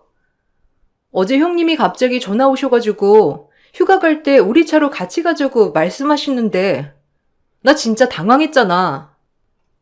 나한테 당연하다는 듯이 말씀하시는데 솔직히 나 이번 휴가는 우리끼리만 갔으면 좋겠어. 우리 세 식구만 여행 가본 적도 한 번도 없잖아. 어린이날도 매번 형님이랑 아주버님이랑 같이 보내고 어버이날도 형님 아주버님이랑 같이 보내고 형님 아주버님도 조카들이랑 같이 보내야 하는데 조카들이랑 보내기는커녕 매번 우리랑 보내는 게 이게 뭔가 싶네. 당연히 형이니까 동생이 더 편해서 그런 거지. 그리고 조카들은 이제 성인이라서 각자 생활하느라고 잘 안 보게 되고 그래서 그런 거고. 그리고 형이랑 형수님이랑 같이 가면 당신도 편하고 좋지 않아? 유준이 당신 신경 써서 보지도 않아도 되고 형이랑 형수님이 같이 봐주잖아. 유준이 어릴 적에는 별말 안 하다가 왜 좀 크니까 이제 와서 불편하다고 하는 거야. 아니, 내가 이제 와서 이렇게 말하는 게 아니고 꾸준히 말은 했었지. 당신이 아예 신경을 안 써서 그런 거고. 그리고 그전에는 아주버님이랑 형님이 자꾸 조카들이 안 보러 온다고 말을 하셔서 그냥 갔던 거고. 다른 건 몰라도 휴가는 우리 가족끼리 좀 보낼 수도 있는 거잖아. 아니, 무슨 매 행사마다 형님이랑 아주버님 같이 보내야 하는 이유가 있는 것도 아니고. 그렇다고 우리 친정 먼저 챙겨준 적도 없잖아. 뭐? 너 지금 우리 엄마 아빠 안 계시니까 이제는 당신 친정 먼저 챙겨야 한다고 말하고 싶은 거야? 당신 지금 그렇게 생각하면서 살았어? 정말 실망이다. 형이랑 형수님은 당신 생각해서 같이 시간 보낸 건데 시부모님 돌아가시고 그러면서 형이랑 형수님이 시댁 행사들 다 챙기잖아. 그러면서 당신은 한 번도 신경 안 쓰고 그런 건 신경 안 쓰게 해주려고 노력하는데 당신은 그런 철없는 소리가 나와? 뭐? 시댁 행사? 내가 한 번도 안 챙겼다고 하는 거야? 무슨 신경을 안 쓰게 해주셨다는 건데. 시댁 행사 있으면 나도 다 참석해. 아침 새벽부터 안 가서 그런 말 하는 거면 당연히 나는 일을 하고 있으니까 일찍 갈 수 없었던 거고. 쉬는 날에 있으면 나도 일찍 가서 일하잖아. 그런데 무슨 내가 신경을 안 쓰게 해주셨다는 거야? 이것 봐라. 생각을 해줘도 당신은 난리야. 당신이 이러니까 나는 더 형이랑 형수님한테 잘해야 되겠다는 생각을 하게 되는 거야. 당신은 아무리 챙겨줘도 고마운 줄 모르고 더 바라잖아. 형이랑 형수님은 엄마 아빠 대신해서 우리가 챙겨줘야 하는 사람이야. 나 클 때 형이랑 형수님이 날 많이 챙겨줬다고 하지 않았어? 남편은 나이가 많으신 시부모님을 대신해서 형과 형수님이 자신을 챙겼으니 그 보답을 해야 한다며 말을 했지만 저는 왜 마치 시부모님처럼 모시듯이 살아야 하는지를 몰랐어요. 거기다가 아주버님과 형님에게는 자식까지 있었는데 어떤 날이든 그 자녀들 대신 저희가 가서 자녀 노릇까지 해야 하는지 의문이었죠. 저는 어느 정도 거리를 두고 싶다는 생각이 들어 점점 식사 자리도 잘 참석하지 않았어요. 참석을 하지 않을 때면 형님은 걱정을 하는 듯 연락을 하면서 저를 비난하시기도 했죠. 동서, 오늘 몸 아파서 못 나왔다며? 요 며칠 같이 밥도 제대로 못 먹고 어떻게 몸은 좀 괜찮아졌어? 안 그래도 요즘 감기가 유행이라고 하더라고. 그래도 몸은 스스로 잘 챙겨야지 어쩌겠어? 이렇게 매번 아프면 어떡해. 유진이도 있는데 도련님이 정말 엄청 걱정하더라고. 그래도 감기 걸렸다고 밖에도 안 나오고 집에만 틀어박혀 있으면 안 돼. 바깥 생활도 좀 하고 그래야지. 네, 많이 괜찮아졌어요. 병원에서는 푹 쉬라고 하더라고요. 유준 아빠가 저 감기라고 했어요? 안 그래도 저도 운동 좀 해보려고 했는데 병원에서는 무리하지 말고 그냥 푹 쉬라고 하더라고요. 식사는 잘 하셨어요? 형님한테 전화 드리려고 했는데 다음 주에는 제가 출장이 잡혀서 같이 식사는 못할 것 같아요. 며칠 아파서 쉬었더니 바로 출장이 잡히네요. 그래서 시간이 없을 것 같아요. 아유, 유준 엄마 참 바쁘네. 동서, 그렇게 바쁘게 일해가지고 얼마나 벌어? 그래도 유준이랑 유준 아빠는 좀 챙겨야 하지 않겠어? 이번에 밥 먹을 때 보니까 유준이도 그렇고 유준 아빠도 그렇고 살이 많이 빠졌더라고. 좀 신경 써야 되지 않을까 싶다. 아무리 아파도 주부 일은 잘 해야 하지 않겠어? 나도 주부지만 엄마는 아프면 안 되겠더라고. 나도 아무리 아파도 밥은 제대로 잘 챙겨주는데 일한다는 핑계로 잘 안 챙겨주고 그러는 건 아니지? 아, 네. 밥 잘 챙기고 있어요. 걱정하지 마세요. 그리고 유준 아빠도 이제 어린아이도 아니고 스스로 밥 챙겨서 먹을 줄 알아요. 요즘 누가 와이프 밥 해주는 것만 기다려요. 성인인데 자기가 스스로 알아서 챙겨 먹을 줄 알아야죠. 제가 아프지 않을 때에는 알아서 챙겨주지만 아플 때는 자기가 알아서 챙겨 먹는 것도 중요한 것 같아요. 남자가 그런 걸 어떻게 해? 꼼꼼하지 못하니까 여자가 그런 건 하는 거지. 어쨌든 유준 엄마가 몸 관리 좀 제대로 해야 되겠네. 이렇게 자주 아프면 어떻게 하겠어? 아무리 힘들어도 밖에서 해보면서 운동도 하고 그래야지. 이거 다 동서 운동 안 해가지고 생기는 병이야. 건강하게 운동 꾸준히 하는 사람들 보면 다들 면역력도 튼튼해서 잘 안 아프더라고. 어쨌든 이번에 도련님도 감기 심하게 걸렸던데 너무 걱정이다. 스트레스 많이 받았는지 기운도 없어 보이고 보약이라도 챙겨 먹어야 하나? 동서야 운동 안 해서 아픈 거라지만 도련님은 스트레스 심하면 몸으로 아프잖아. 형님, 저 이거 스트레스 때문에 아픈 거예요. 사실 저 감기로 아픈 거 아니고 병원에서 스트레스를 너무 많이 받아가지고 몸으로 아픈 거라고 저 푹 쉬어야 한다고 하더라고요. 형님 유준 아빠 이뻐하시는 건 저도 잘 알겠는데요. 유준 아빠만 그렇게 너무 감싸지 말아주세요. 제가 아픈 건 운동 안 해서 아픈 거고 유준 아빠가 아픈 건 스트레스 때문이 아니잖아요. 형님은 말 한마디를 저와 남편 차별로 가득했죠. 같은 며느리로서 비슷한 마음을 갖고 있을 거란 기대감이 있었지만 저와는 다르게 형님은 며느리가 아닌 마치 자신의 자식, 남편의 엄마처럼 생각을 하는 듯 했어요. 저는 스트레스가 점점 쌓여갔고 건강이 나빠지게 되자 한동안 남편과 아들만 형님 댁으로 보내게 되었습니다. 그런데 어느 날부터 늘 즐겁게 식사를 하고 오던 아들이 점점 얼굴이 어두워지기 시작하더라고요. 처음에는 영문도 모르고 있었는데 점점 아들 역시 형님 댁으로 가는 날을 불편해하기 시작했습니다. 저는 이때까지만 하더라도 그냥 불편하게 느끼는가 보구나 생각을 했었어요. 어버이날이 돌아오자 역시나 아주버님과 형님은 저희와 식사 약속을 잡으셨어요.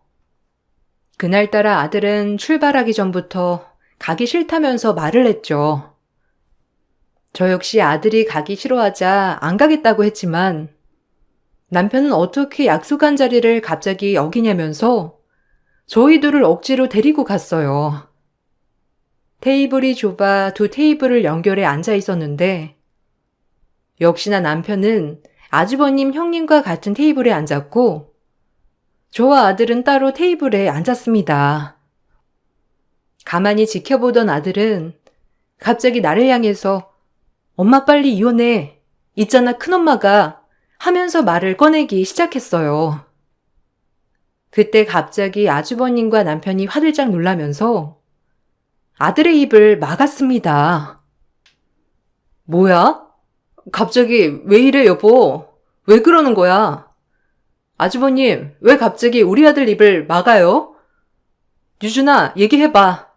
엄마한테 무슨 할 말 있어? 오늘 유준이 기분이 별로 안 좋은 것 같아서 안 그래도 엄마가 물어보려고 했는데 무슨 할 말 있어? 갑자기 왜 엄마한테 이혼하라고 하는 거야? 엄마, 나 다 들었어. 큰엄마가 아빠한테 우리 아들 그러는 거 다 들었어. 엄마, 아빠 큰아빠 아들인 것 같아. 저번에도 큰아빠가 아빠한테 아들이라고 하면서 말하는 거 나 똑똑히 들었어. 엄마한테 말하려고 했는데 말 못했어. 여러 번 큰아빠랑 큰엄마가 말했었는데 나도 장난인 줄 알았거든? 근데 그거 장난이 아닌 것 같아, 엄마. 뭐? 이게 무슨 소리예요? 지금 이게 무슨 소리 하는 거죠? 우리 남편이 아주버님 아들이라니 이게 무슨 황당한 소리예요? 형님이 남편한테 아들이라고 하셨어요? 갑자기 무슨 소린지 이해가 안 되네. 아니 여보, 당신이 한번 설명을 해봐. 유준이가 하는 말이 무슨 말이야?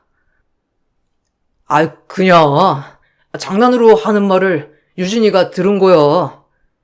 안 그래도 유진이한테 다 말하려고 했는데 그냥 여차저차 넘어가게 돼서 별소리 안 했던 건데. 유진이가 다 들었었구나. 안 그래도 아빠가 말하려고 했거든. 큰아빠랑 큰엄마가 아빠 어릴 적부터 거의 키워준 거나 마찬가지였어가지고 그냥 장난으로 아들이라고 한 거야. 알겠지? 아니 무슨 그런 얼렁뚱땅 넘어가는 소리가 다 어디 있어. 얘가 어린애도 아니고 벌써 5학년인데 장난으로 하는 말이랑 진심으로 하는 말이랑 다 구분할 수 있는 나이인데 무슨 그런 말을 해. 당신 진짜 맞아? 진짜 장난으로 한 말이야? 안 그래도 나 이상하다고 생각했었는데 진짜 맞는 거야? 아니 동서는 맞는 말이라니까. 왜 자꾸 그렇게 집요하게 물어봐? 아유, 참 진짜 동서. 그러니까 무섭네. 아니 지금까지 유준 아빠가 동서 못 데리고 온 이유를 알겠네. 집에서 이렇게 잡아먹을 듯이 캐물었어? 동서 진짜 그러면 안 되는 거야. 남편을 떠받들여야지. 지금까지 그렇게 무시하면서 맞냐 틀리냐 따지면서 살았냐고. 동서 안 되겠네. 형님, 지금 뭐 하시는 거예요? 이상한 말을 들으니까 유준이도 저한테 말하는 거겠죠. 그리고 이 상황에서 제 탓을 하시는 거예요? 지금 말하는 게 그게 문제가 아닌데 왜 항상 제 탓이라고 하시는 거예요? 지금 이 상황 저 그냥 못 지나갑니다. 똑똑히 밝혀낼 거라고요. 안 그래도 저는 전부터 수상함을 느끼고 있었어요. 어느 순간부터 형님의 자식들, 남편의 조카들이 명절 때는 물론이고 한 번도 보이지 않았던 것도 너무나 이상하다 생각이 들었었죠. 거기다가 항상 형님과 아주버님이 과도하게 남편에게 연락을 해왔던 것도 이상하다 생각이 들었어요. 무슨 행사나 주말마다 형님 댁에 가서 시간을 보냈던 것 등등 점점 하나부터 열까지 이상하다고 느껴지고 있었죠. 더 이상은 안 되겠다 싶어서 연락을 안 했던 시조카에게 연락을 해 사실을 물어보게 되었어요. 그때 들었던 사실은 정말 충격적이었습니다. 사실 남편은 아주버님과 형님의 아들이었던 것이죠. 아주버님과 형님은 고등학교 졸업을 앞두고 임신을 했던 것이었어요. 형님은 남편을 낳고 나서 시댁에 버리듯이 놓고 가버렸고 시부모님은 영문도 모른 채 남편을 키우게 되었던 것입니다. 그 뒤에 형님은 뻔뻔하게 아주버님과 다시 만남을 갖고 결혼을 했던 것인데요. 시부모님은 형님이 남편을 정말 살뜰하게 챙기자 형님이 정말 좋은 사람이라고 생각을 하셨고 재산까지 형님에게 상당수 주셨다고 하셨어요. 시부모님께서 돌아가시기 전에 이러한 사실을 알고 있었던 시조카들이 사실을 말하려고 했다가 아주버님과 형님에게 연을 끊다시피 쫓겨나면서 사이가 나빠지게 된 거라고 하더라고요. 그 모든 것을 알게 되고 난 후 저는 너무나 어처구니가 없었어요. 이미 남편은 성인이 되기 전에 이 사실을 알고 있었는데도 항구하고 있었던 것이죠. 남편은 제가 알고 있다고 말을 했음에도 불구하고 뭐가 문제냐며 이제라도 알았으니 시부모님 대접을 하라고 요구했어요. 당신 이거 언제부터 알고 있었던 거야? 형님이랑 아주버님이 당신 친부모라는 거 언제부터 알고 있었어? 설마 당신 우리 결혼하기 전부터 모든 사실을 다 알고 있었던 거야? 시부모님은 그럼 이 사실을 전혀 모르고 돌아가셨던 거야? 어떻게 당신을 그냥 받아들이고 키우신 건데? 내가 아주 어릴 적에 집 앞에 버려진 걸 보고 엄마 아빠가 입양하시고 키우신 거야. 그러니 문제가 될 부분도 없었던 거고. 그리고 형이랑 형수님이 내 친부모라는 건 나도 나중에야 알았어. 그때는 나도 좀 놀랐지만 형이랑 형수님이 나에게 워낙 잘해줬기 때문에 용서할 수 있었어. 그리고 이건 내 문제지 당신 문제는 아니잖아. 당신이 기분 나쁠 게 뭐가 있어? 그게 문제될 건 없다고 생각해. 이게 문제가 안 된다고? 당신 나한테 거짓말한 거야. 이미 다 알고 있는 사실을 나한테 전혀 말도 꺼내지 않은 거라고.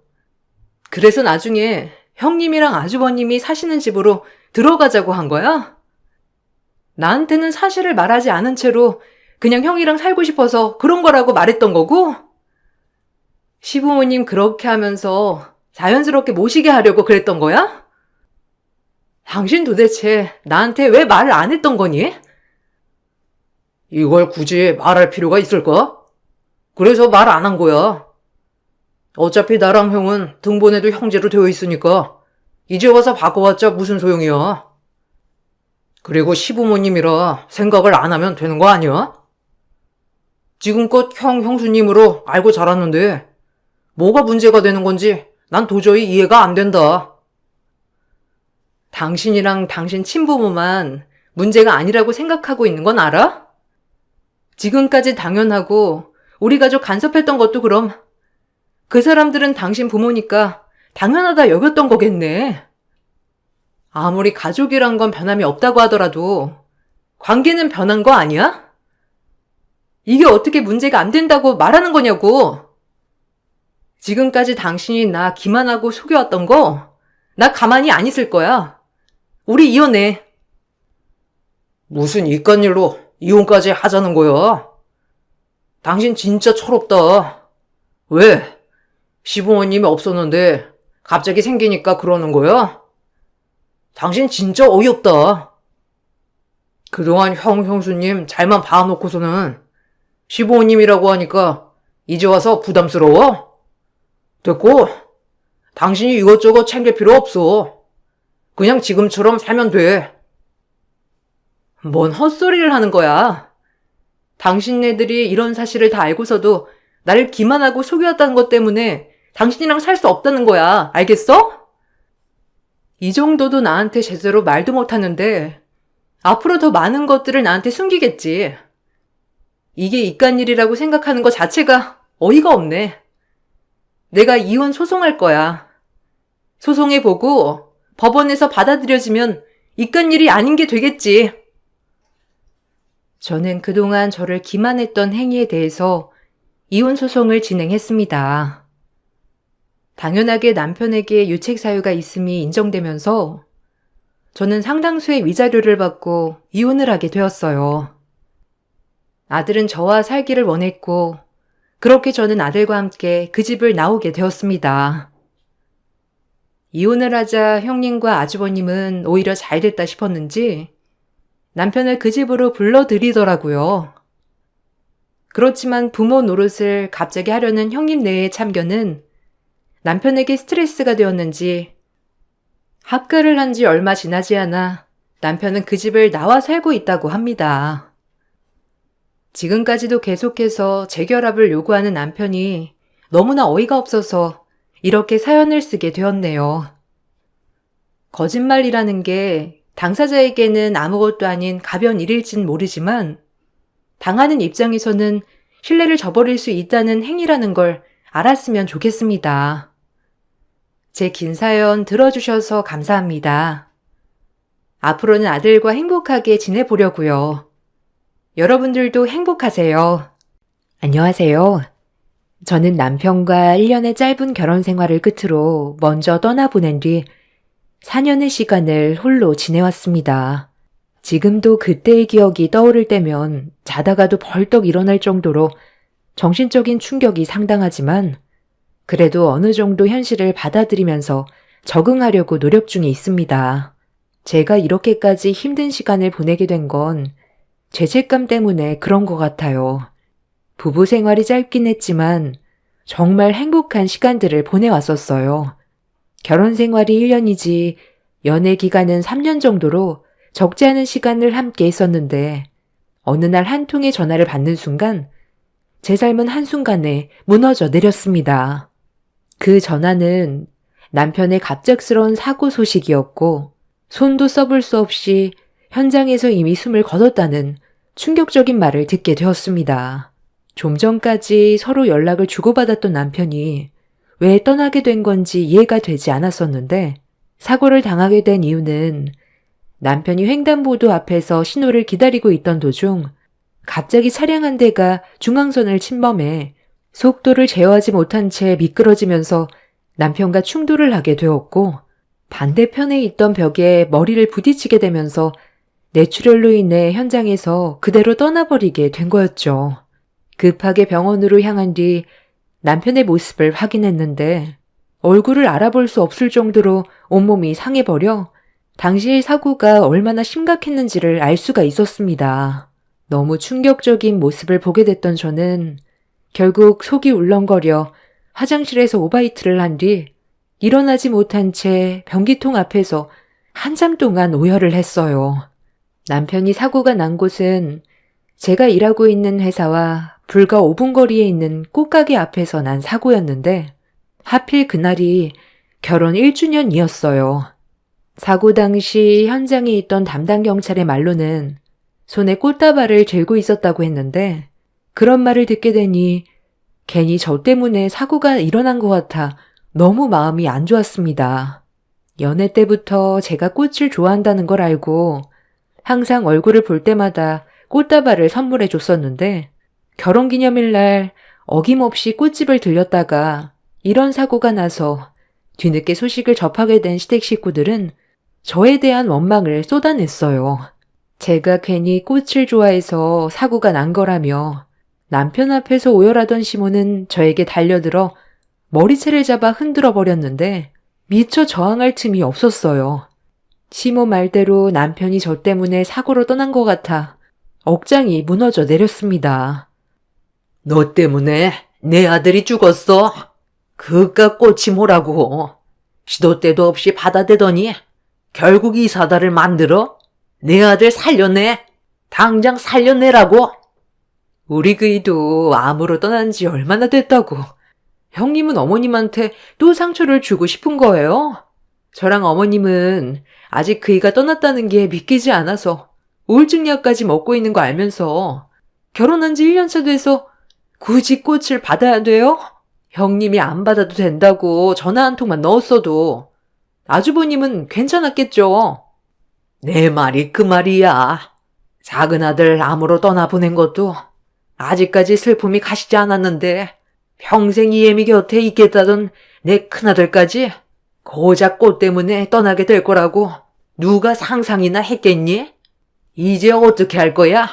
우리 아들 당장 살려내지 못하면 오늘 이 자리에서 너 죽고 나 죽는 거다. 어머님, 저도 그이가 갑작스럽게 떠나서 너무 마음이 아파요. 다른 날도 아니고 결혼 후 처음 맞는 결혼기념일날 이런 일이 생기게 될 거라곤 정말 몰랐다고요. 내 아들 살려내지 못할 것 같으면 너는 평생 내 앞에서 죄인처럼 살아야 될 거야. 그깟 꽃이 뭐 태수라고. 내 아들까지 떠나보내게 만들어? 새언니를 만난 것부터가 잘못이었어. 난 처음부터 새언니가 마음에 안 들었다니까. 우리 오빠 같은 사람 없다는 거 새언니도 잘 알죠? 오로지 언니를 사랑하는 마음 하나로 꽃을 사러 갔다가 안 좋은 상황까지 오게 만들었으니 우리 엄마가 어느 정도 추스를 때까지 재혼할 생각 꿈도 꾸지 마요. 우리 오빠 불쌍하게 갔는데 언니 잘 되는 꼴을 어떻게 보라고? 우리 오빠들 둘이나 보냈는데 지금 우리가 제정신이겠어요? 남편이 떠나기 전에 시동생이 암투병을 하다가 먼저 떠나게 되는 일이 있었습니다.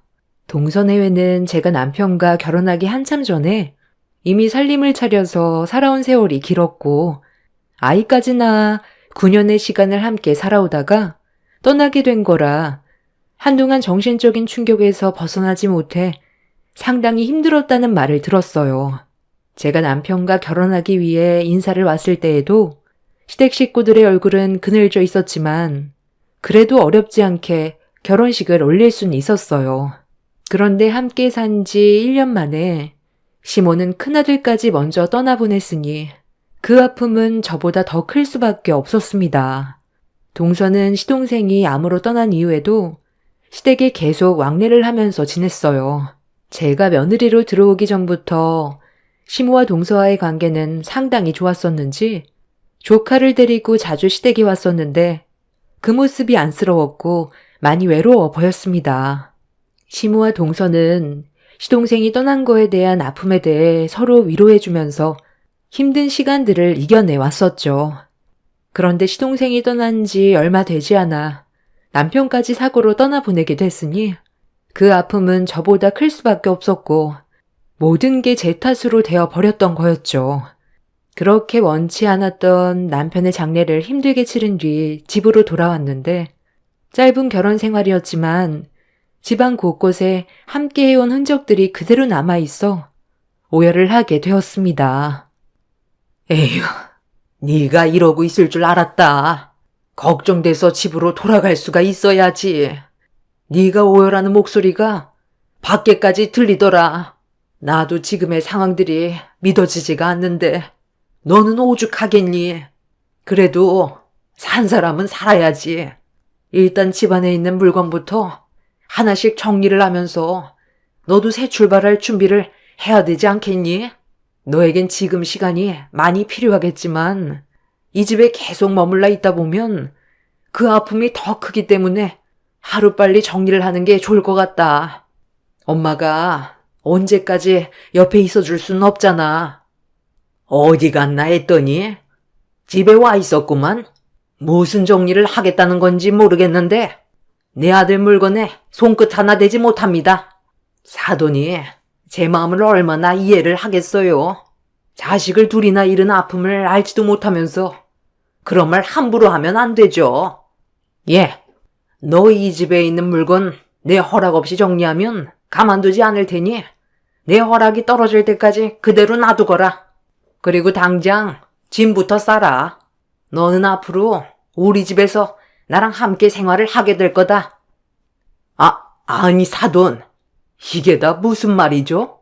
오소망을 잃은 아픔 때문에 집안의 물건을 정리할 마음의 준비가 되지 않았다는 건 어느 정도 이해하겠는데 제 딸이 왜 사돈집에 들어가서 살아야 하는데요? 장례식 때도 오서방이 사고로 죽은 게 제 딸 때문에 그런 거라고 계속 그 얘기만 하고 있는데 그 사고는 누구도 예측할 수 없었던 사고라고요. 내 딸이 꽃을 좋아했다는 이유로 잘못을 몰아가는 건 한참 잘못됐다는 걸 말씀드리는 겁니다.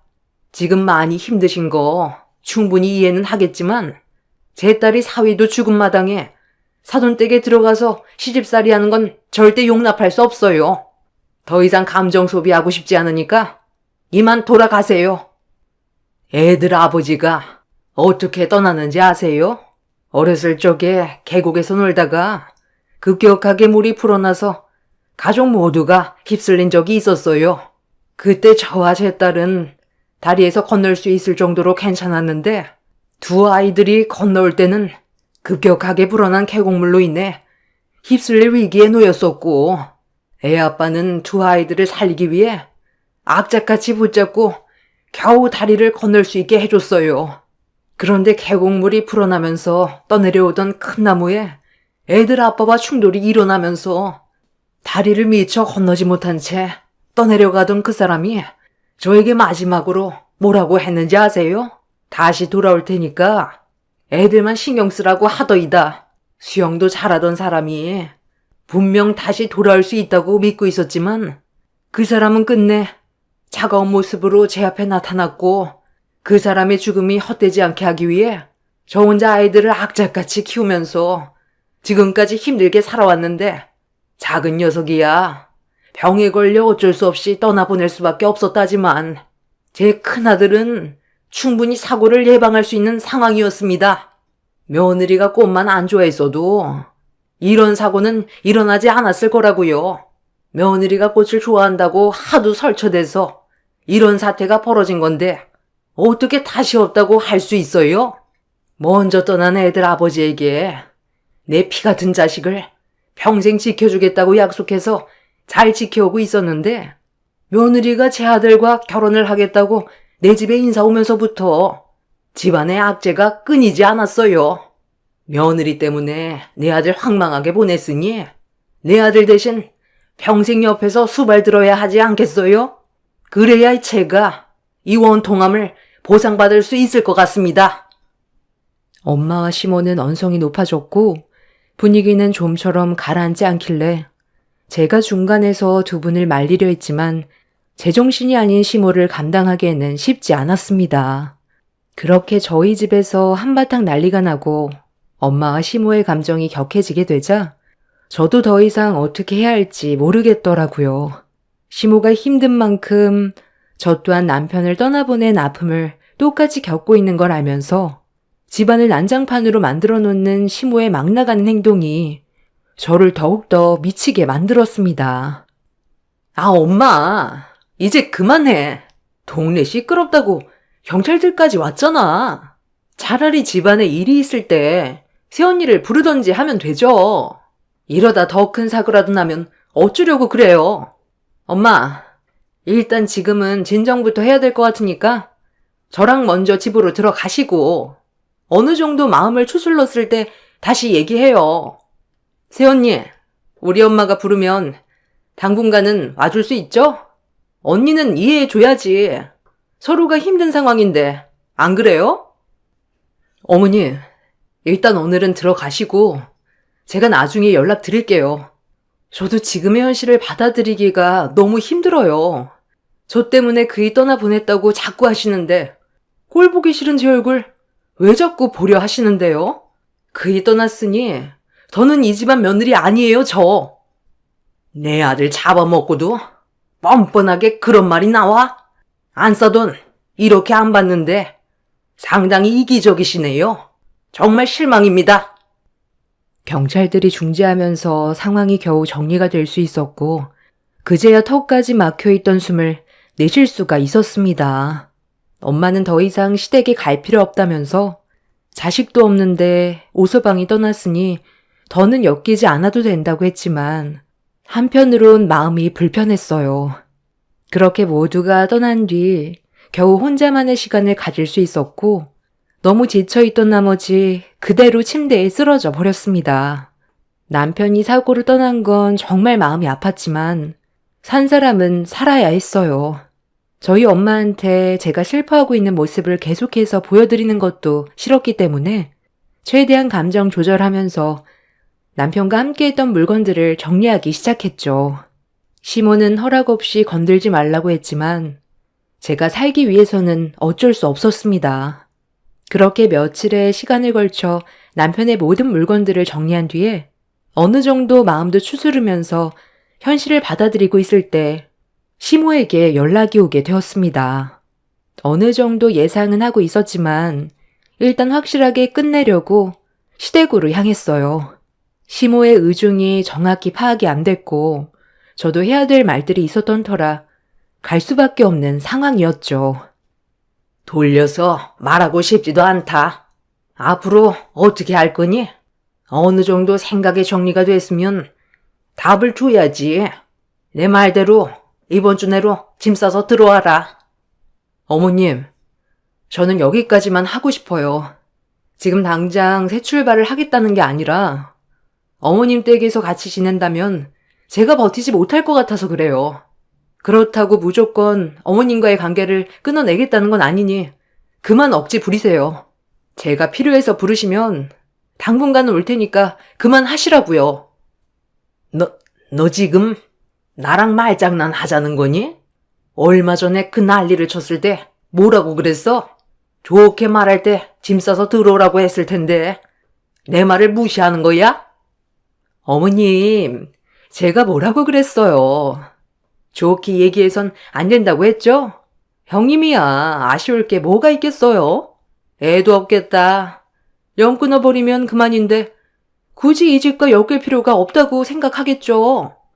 말로는 전화하면 언제든 온다고 하는데 사람이 살다 보면 상황은 언제든 달라질 수가 있는 건데 형님 말을 어떻게 100% 믿을 수가 있겠어요.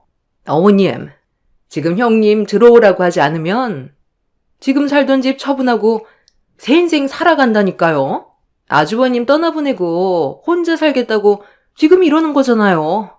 저는 제 아들이 있고 결혼할 생각이 전혀 없어서 지금까지 어머님 얼굴 뵈러 오는데 형님은 굳이 이 집에 올 이유가 없잖아요.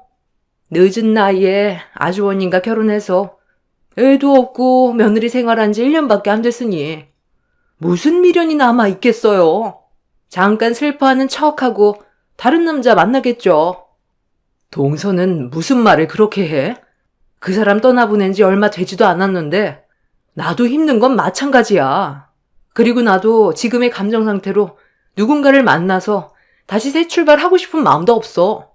그 사람 살아있을 때도 합가하지 않았는데 무슨 이유로 서로 살 부대끼면서 미련하게 같이 살아. 그러니 이 문제에 대해서 더 이상 나쁜 쪽으로 몰아가지 마. 동서가 일방적으로 어머님 부추기면서 안 좋게 얘기하는 건 잘못된 거 아니야?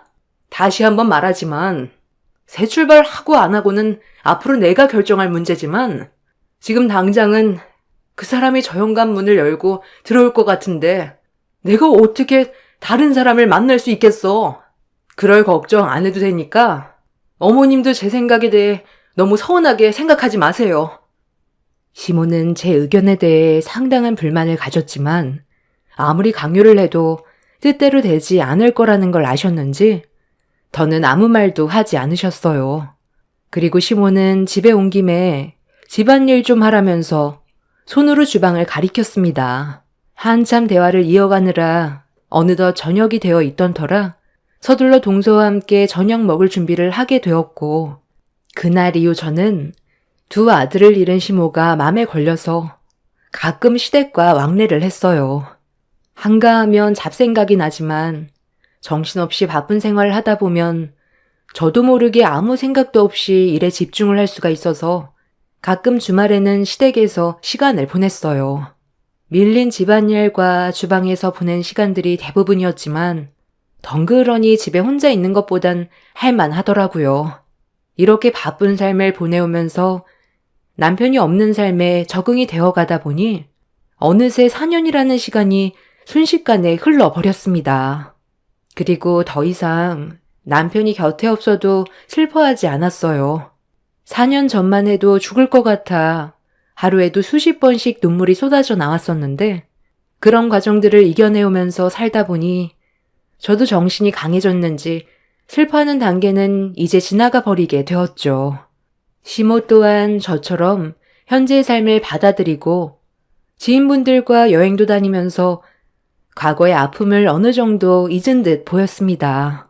동서는 예전이나 현재나 항상 한결같은 성격으로 저를 대했어요. 동서의 말투에 상처도 많이 받긴 했지만 굳이 얼굴을 붉히면서 싸우고 싶지도 않았습니다. 동서의 직업이 변호사라 항상 바쁜데 아이까지 돌봐야 해서 매일 쫓기는 삶을 살아야 했어요. 그런 모습을 볼 때 저보다 일에 치여서 여건이 안 좋아 보였죠. 직업이 아무리 좋아도 개인적인 시간을 내지 못하니 체력적으로 많이 힘들 것 같았습니다. 주말에도 거의 쉴 수 있는 시간이 안 나서 항상 조카를 시댁에 맡기고 일을 해왔어요. 가끔 주말에 갔을 때 시모가 애 좀 봐달라는 말에 조카 시간을 보낸 적이 몇 번 있었는데 동화책 읽어주는 걸 좋아해서 동서가 새벽까지 일을 했다는 시모의 말에 제가 대신 조카를 돌봐주고 있었습니다. 조카가 가지고 온 동화책이 몇 권 안 됐었는데 영어로 되어 있어서 서툴지만 그래도 최선을 다해 읽어줬어요. 그렇게 저 나름대로 열심히 하고 있었는데 동서가 잠에서 깼는지 방문을 열고 밖으로 나왔습니다.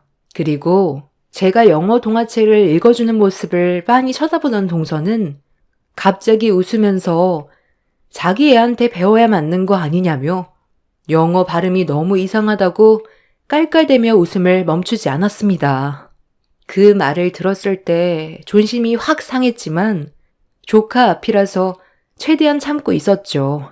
그리고 옆에서 시모가 한술 더 뜨며 저에 대한 불만들을 거들면서 분위기를 안 좋게 만들었어요. 얘가 몸 쓰는 것 말고 할 줄 아는 게 뭐가 있겠니? 너보다 우리 손자가 훨씬 발음이 좋구만. 이런 애를 며느리로 들였으니 내 큰아들이 얼마나 답답했겠어? 너는 내 아들이 같이 살아준 것만도 감사하게 생각해야 된다는 거 알지? 내 아들 아니었으면 너는 평생 혼자서 살아왔을 건데 그런 경험을 시켜줬는데도 얘는 날이 가면 갈수록 하는 짓이 점점 마음에 안 든다니까. 몇 년 지났다고 벌써 살만해진 거냐? 요즘 얼굴까지 핀 걸 보면 끼니는 거르지 않고 사나 봐. 나는 아직까지도 내 아들만 떠올리면 눈앞에 안 보일 정도로 눈물이 마르지 않는데 네가 이런 감정을 어떻게 알겠어? 고작 결혼 생활 1년 했으니 내 아들에 대한 그리움도 금세 사그라들었겠지. 요즘 내가 불러도 일이 바쁘다는 핑계로 잘 오지도 않고 길면 석 달에 한 번 올 때도 있는데 이건 그때랑 약속이 너무 틀리지 않니? 예전에 네가 나한테 뭐라고 그랬어? 부르면 무조건 달려온다면서. 그런데 요즘엔 왜 도통 오질 않는 건데? 우리 아들 손자가 남자라서 그런지 나 혼자 감당하는 게 얼마나 힘든 줄 알아? 나도 나이를 먹을 만큼 먹어서 여기저기 아픈 곳이 한두 군데도 아닌데 그냥 들어와서 같이 살자니까 그게 어렵니? 그래요, 형님. 어차피 저처럼 결혼 안 할 건데 굳이 떨어져서 살아야 돼요? 먼저 떠나간 아주버님을 봐서라도 형님이 어머님 곁을 지켜드려야죠. 왜 이렇게 말귀를 못 알아들어요? 제 말이 영어도 아니고 한국말인데 못 알아듣겠어요? 얼마 전까지만 해도 자주 오는 것 같더니 요즘 뜸한 걸 보니까 형님 설마 남자 생긴 건 아니죠? 설마 가족을 버리고 혼자서 새 출발을 하겠다는 그런 배신을 한다면 이거 정말 실망인데요? 어머, 어머님, 형님 얼굴 표정 보니까 제 말이 맞나 봐요. 뭐야? 예, 너 정말 다른 남자를 만나고 있는 중이냐? 내가 이렇게 두 눈을 부릅뜨고 있는데 어떻게 다른 남자를 만날 수가 있어? 빨리 대답 못해? 네, 저 남자 생겼어요. 아직 정식으로 만나는 건 아니지만 그 사람과 결혼을 하기 전에 잠깐 알고 지냈던 사이예요. 그런데 그이가 떠나고 나서 우연찮게 길에서 본 적이 있었는데 그때 제가 차 사고가 나서 도와준 적이 있었거든요. 그래서 가끔 연락하면서 지내고 있다가 최근 들어 저에게 직접적으로 마음을 표현해서 약간 거리를 두고 있었지만 먼저 떠난 그 사람처럼 세심하고 많은 걸 챙겨줄 정도로 정말 좋은 사람이라 조금씩 마음이 열리고 있는 중이에요. 뭐라고? 그러니까 네가 지금 내 아들을 떨쳐버리고 다른 남자로 갈아타겠다는 거잖아. 그래서 요즘 연락도 뜸해졌고 자주 오지 않았던 거구만. 너 이거 배신인 거 알지? 정말 배신이죠. 나도 어머님과의 의리를 지키고 있는데 자기 먼저 살 길 찾아 떠나겠다는 거잖아요. 평생 함께하기로 해놓고 정말 너무하시네. 너무한 건 어머님이랑 동서지. 나를 이 집안의 가족으로 생각하긴 한 거야? 말로만 가족이지. 나를 이 집안에서 일해주는 파출부로 여기지 않았어? 항상 전화만 하면 하는 얘기가 뭐야? 어머님은 집안일이 산처럼 쌓여있다면서 혼자 하기 힘들다고 와서 해결해달라는 말밖엔 안 하고 동서는 변호사라 돈도 꽤 벌고 있으니까 어머님한테 용돈 챙겨주면서 집안일에 아예 손을 놓고 있잖아. 내가 일을 하는 걸 당연시하게 생각하면서 무슨 가족이야. 내가 만나고 있는 그 사람한테 가면 집안일 해야 될 사람이 없으니까 이렇게 난리치는 거 아니야? 아가씨야 이미 따로 살림 차려서 어머님 댁에서 한참 먼 곳에 자리를 잡았으니 아가씨 대신 신경 써줄 사람이 필요해서 지금까지 붙잡아 일시켜 먹었으면 이 정도로 만족하셔야죠. 제 말이 틀렸어요? 저는 할 만큼 했다고 생각해요. 지금 그 사람과의 만남을 이어가지 않는다 해도 어차피 오늘까지만 제 할 도리 끝내고 돌아가려 했어요. 저도 그동안 죄책감에 시달려서 정신적으로 너무 힘들었지만 이제는 털어버리고 새 출발할 생각이에요. 저희 부모님도 생각을 해야죠. 그러니 더 이상 저 붙잡지 마세요. 저는 최선을 다했습니다. 아, 여보세요? 아, 벌써 도착했다고요? 저 이제 그만 나가려고요. 할 말 다 끝났어요. 짐 챙겨서 나갈 테니 5분만 기다려줘요. 괜찮아요. 별일 없을 거예요. 와, 형님. 보기보다 남자 밝히나 봐요. 아주버님 살아있을 때 설마 몰래 바람 피던 건 아니죠? 아니, 이렇게 빨리 새 출발한다니까 의심이 들었어요. 우리랑 이렇게 연을 끊어내겠다는 거예요? 나는 그래도 형님을 가족처럼 여기고 편하게 생각했는데 그게 아니었던 거네요? 절대로 못 나간다. 네가 내 아들을 보내놓고 다른 남자를 만난다고 하면 내가 잘 살라고 응원해 줄지 알았니? 절대로 못 나가니까 나갈 생각이면 나를 밟고 가라. 시모와 동서는 현관문을 막아서면서 저를 나가지 못하게 몸을 밀쳤어요. 그동안 시모가 힘든 일들을 부탁해도 도와줬던 건 먼저 떠난 남편에 대한 미안함 때문에 시모의 곁에 잠깐 머물러 있었던 거지 어느 정도 시간이 흐르면 떠날 생각을 가지고 있었습니다. 만나고 있는 남자가 없었어도 그렇게 할 생각이었죠. 그리고 날이 가면 갈수록 저를 더 막대하는 시모 때문에 더 이상 견디는 게 힘들었어요. 한계치에 도달했고 지인들과 여행도 다니는 모습을 보면 다시 기운을 차린 것 같아 제 할 도리는 다 했다고 판단하게 된 거였죠. 그런데 시모는 저를 더 부려먹고 싶었는지 집 밖으로 나가지 못하게 저를 밀치길래 그런 시모의 행동을 무시하면서 밖으로 나가려 하자 시모가 저에게 배신자라며 머리채를 잡아 사정없이 흔들었고 저도 모르게 비명을 지르게 되었어요.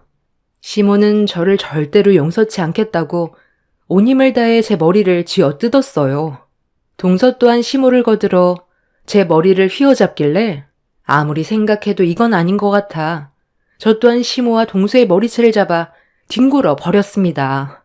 동네가 떠나갈 정도로 상황이 심각해지자 밖에서 난리 나는 소리를 들었는지 그 사람이 초인종을 누르자 저를 뿌리친 동서가 자리에서 힘겹게 일어나더니 인터폰을 확인했고 그 순간 비명을 질렀습니다. 그리고 급하게 현관문을 열어버렸어요. 어머, 대표님? 아니, 여긴 어떻게 오신 거예요? 설마 저 형님이랑 만나고 계신 건 아니죠? 대표님이 뭐가 부족해서 저런 저급한 여자랑 만남을 가지냐고요. 제가 그동안 대표님 눈에 들려고 얼마나 많은 노력을 기울였는데 왜 하필 많고 많은 여자들 중에 저 사람이냐고요. 저는 둘의 관계 인정할 수 없어요. 뭐야? 너희 회사 대표 되시는 분이라고? 법률사무소 대표라는 거야? 그런데 가만히 있어봐라. 네가 지금 하는 그 말은 뭐니? 대표님 눈에 들어가기 위해 노력했다고? 그래요. 제가 마음에 품고 있는 분이었다고요. 그런데 저는 애가 있으니까 미처 다가가지 못해서 고백을 할 수가 없었던 것뿐이지 기회를 보고 있었다고요. 윤변이랑 혜란 씨가 서로 동서지간이었던 거야? 아니 어떻게 이런 일이? 그리고 나는 지금 윤변이 한 마리 더 놀라운데 그런 느낌을 전혀 받지 못했거든. 그리고 나는 이 사람에게 구애한 지 벌써 4년째야. 앞으로도 내 마음 변함없을 거고 결혼까지 생각하고 있어. 그러니 윤변의 마음은 정리해줬으면 좋겠는데? 동서는 예상치 못한 상황에 충격을 받았는지 그 자리에 주저앉았는데 시모가 동서에게 다른 남자를 좋아하고 있었냐면서 계속 추궁하면서 물어봤어요. 그러자 동서가 고개를 끄덕이며 그동안 많이 힘들었다고 속마음을 털어내자 시모는 동서의 머리채를 잡더니 자기를 버릴 작정이냐고 또다시 난리를 피웠습니다. 저와 만남을 가지고 있던 그 사람은 그 틈을 타 저를 데리고 밖으로 빠져나왔고 그날 이후 저는 더 이상 시댁에 가지 않았습니다. 현재 만나고 있는 그 사람과 새 출발을 하기 위해 한 단계씩 밟아 나가고 있는 중입니다. 동서는 저와 법률사무소 대표와 만나고 있다는 사실을 알게 되면서 사직서를 제출했고 동서 또한 더 이상 시댁에 가지를 않았어요. 시모는 저에게 다시 돌아오라면서 저밖에 없다곤 했지만 이미 저는 마음을 정리한 상태입니다. 더 이상 시모의 뒤치작거리를 하면서 인생을 허비하고 싶지가 않았어요.